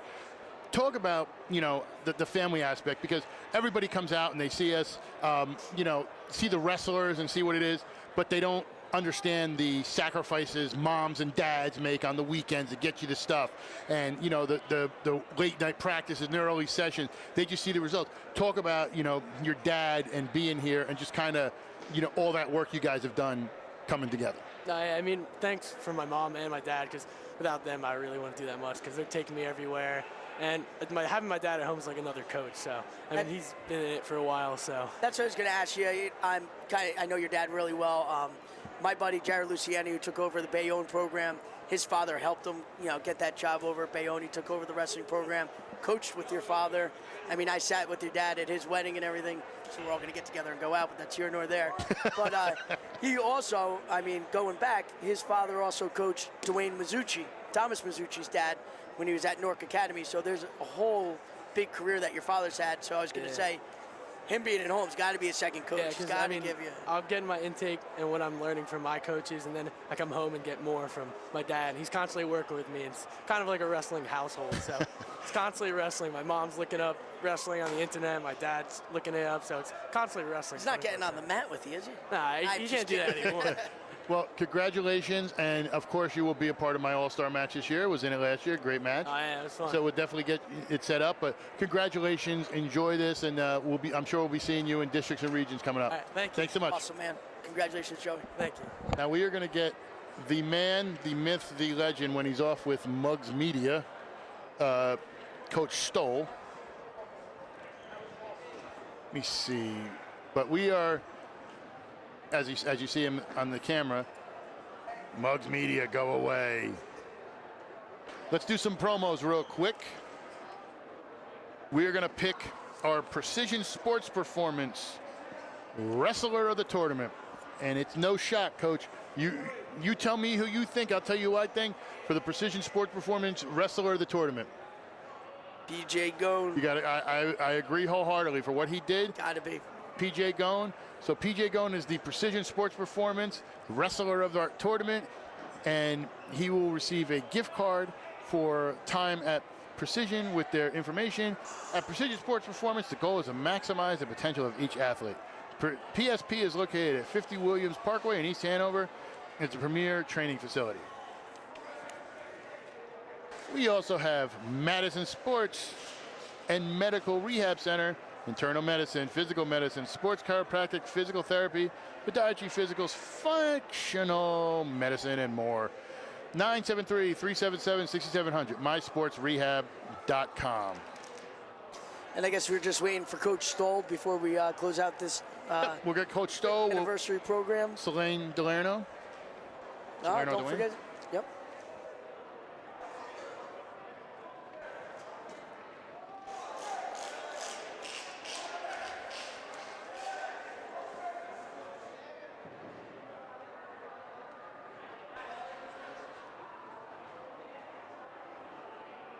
We're just waiting on Coach Stoll to come over. But again, I'd like to thank the Mount Olive parents, their booster club, Coach Romano, Billy Romano, Coach Sean Smythe, Dave Fellini, and Linda Best get a huge shout out. Sean Bullock also helps run this tournament, and Dave Doty's somewhat involved in that as well. So thank you to all you guys. Thank you to Doug Black, who's come for 5 straight years and been able to produce this for us. We really thank you guys. Doug's been coming for 5 years and has done a great job for 2.5. Love you, Doug. We are here with Coach Stoll. Now, I know this is rare for you, having to come talk to us in the 5 years we've been here after winning a team title. I said such a rare thing. It. You're taking over next year. You just be here at the finals. Just talk about it. We were discussing this during the finals. The team has kind of changed identities over the last years, obviously with graduation. You guys used to be really strong in the lower to middle, and now you got the upper weights kind of filling in with a little lower weights too. Talk about those guys. I mean, we were really fortunate. You got guys like Trey and Cole and Goose who are football players. Probably football players first, but definitely very committed to the team. And they bring a team aspect, because they're multi-sport athletes and they're used to playing team sports. And I think that kind of rubs off on the other guys because, wrestlers inherently are, very much focused on themselves. They train year-round to accomplish their own individual goals. But as a team, it's important to have a great solid team around you because then you kind of pick each other up and they push each other. When you see some of those matches, like when AJ went out and wrestled just after Travis won, it's like, after Travis won, he's like, I got to win, and it kind of piggybacks and it's it infectious. In practice too and all that stuff. So it's good stuff. And you guys have, not only the champions and the guys who made the finals, you had some guys who advanced Saragossa. You had some quality guys at key positions who wound up helping you. So a lot of people look at it and go, oh, Del Barton won because they had 5 champions. No, you guys had a lot of guys who advanced and got those points necessary where they needed to be. Yeah, and we also had 2 guys that unfortunately were out. This one was sick and the other one injured. And so it's those guys. Obviously, the guys who win are very important. All the guys who make all the guys who advance, and everybody who really is in our room every day, pushing each other, is really important for us to have a certain level of success. Now, we obviously have, your team sectional title is it's a rough ride because you guys got some quality squads there. I know you guys are a little in battle. And that's the way we want it, Yeah. And how do you? We've talked before about obviously individual stuff. With that. How long do you let the guys kind of stay with us, or are they just kind of ready to go as of tomorrow? So from here, we'll give them Sunday and Monday off. Let them catch up with their schoolwork a little bit because we've been kind of grinding it out here the last couple weekends. And then we go right into Wyoming Seminary next Saturday, and that's a match that we always schedule right before sectional week. They're an out-of-state team, and it's good for our guys to see, and very, very high-level competition. And they've been on a roll. I think did they not beat Blair? And Blair Academy. They just beat Bethlehem Catholic the other night. So that's our last regular season match. Pac Glory is going to end up meeting up with Bo Bartlett, who's ranked 3rd in the country. Oh, wow. Pat's right now #1. So I want to be on Flow Wrestling. So give Flow Wrestling a little props. We'll have to put it Flow Wrestling. Yeah, Flow Wrestling. exactly. Yeah. But congratulations, you've been here before. I don't see how you guys are going to not keep winning this. Right. But you guys are congratulations. You guys are one of the schools. Private schools get a bad rap. You guys do it the right way, and I can vouch for that. You guys aren't one of those bad schools, but you guys are vouched. I'm just going to say, bad school. I don't want to condescend, but you know what I'm talking about. I can tell you that. We love coming to this tournament. It's great competition. We don't take anything for granted. We know that, nobody, well, I guess with the exception of Pat, maybe this year, but very rarely do any of our guys, returning state champs, returning state finalists, we always run into great battles here, from last year with Ty and Stanich and all the matches with Cefalo and Inarello over the years. It's very... It's a great accomplishment to win this tournament, and our kids know that, and they appreciate the opportunity to do it. So. We were telling Pat before when he sat down, I said, I think the introduction of you sitting down was more time than you spent on the mat the entire tournament. I kind of set I shouldn't even say this, but I set a challenge for him to try to get, under 2 minutes on the mat in this tournament. So what did he work out? It was close. I mean, there was a 14-second at one point. Yeah, I don't know. I know the one kid got out of the first minute, so that kind of set him back a little bit. I'm pretty sure he was under 3, but that's not too bad. Can't beat that. No. Congratulations, Thank Coach. you. Well, I'm sure we'll be seeing you well represented in Atlantic City in the next coming weeks. Yeah, I hope so. Yeah. Good luck to you, not just next week, but in the state sectional. I know you got some tough matches coming up. You too. It's gonna be a fun ride. Luckily, I don't have to worry about that. I get to watch. Toms River, right? That's. That'd be nice. We got to get to a final first. I know, one match at a time, but. I just got word on Mizuchi. That's why I just had to run over. Oh, great! Is he dislocated? No fracture. Put back in. Awesome. So that's great hopefully news. he can come back and at least get a district tournament. Yeah, great. That's great news. And it was precautionary for him to leave like the way he did, because obviously with the elbow. Well, they wanted to put him on. I didn't want to tell anybody. Somebody saw. I saw. Yeah, I didn't really want to say it, but they thought he had a soft spot. Oh, yeah. And then the fracture came into play, but it's glad to hear that. It's a good way to end it. God bless him. So sorry I got up and ran over. Yeah, no, that's good. We'll be praying for him for sure. Perfect. Thanks so much, Coach. Thanks a lot, man. Awesome. All right. See you soon.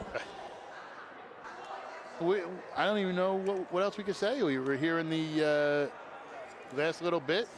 Oh, I think that's it. Again, just thank you to the Mount Olive parents, to the Mount Olive fan base who would come here, and to all of Morris County fan base who attended today. And like I said, this tournament wasn't just attended by Morris County people. I was looking around, seeing the West Orange coach was here. You're looking at the Pope John coach was here, even though he got inducted into the Hall of Fame. So thanks to Doug Black again. So you're not in the red when you're with Doug Black. Tilt it down. I want to get Coach Baig in the shot. Oh, here. Did that work out? Coach Baig, all you see was a hat. I got he was a talking hat. But yeah, this is a great tournament. Obviously, coming out here and if anything, with the redistricting and the realignment of regions, this tournament is even tougher. And to win this is huge. And it's going to stay that way. So I just want to give out one personal plug to my friend Ken Black. Sorry, I'll see if he'll pay for next year. But go to embarkamerica.com if you want to get a great tour of our national parks here in America, or just get a good tour around America. Embark.com is a great place to go. Check out the tours that he'll be offering this summer. And I talked to, as we said, we were talking about families before with everything. I got to thank my family, my wife, my parents, well, one of them, my grandparents, people who allow me to do this and come out and enjoy and, lose me for a couple days during this tournament and long nights during the week and getting, late dinners. Without them, I wouldn't be anything. So I love you guys. Thank you so much for allowing me to do this. And to everybody who, watches and wants to do anything, if you want to be a part of this, look on your stream, look over to the right, there's an email. Send me an email. Let me get you an ad on our team pages. Let me help you promote your businesses if you want to be a part, not only this stream, but wrestling in Morris County as a whole. Help us build this. Help us bring that brotherhood together. Help me help you get your business out to millions of people and let them see and help put money in your pocket. And I think with that, we got to wrap it up. And I'll tell you what, let's look at we'll look towards next year. Going for number 6, 6-pack challenge. Maybe we have a beer sponsor. Maybe we hook that up. I don't know. Hey, Corner Pub, maybe. Figure it out. But for Coach Steve Baig, I'm Donald Brower. We'll see you next time. Wait, my flex. Boom.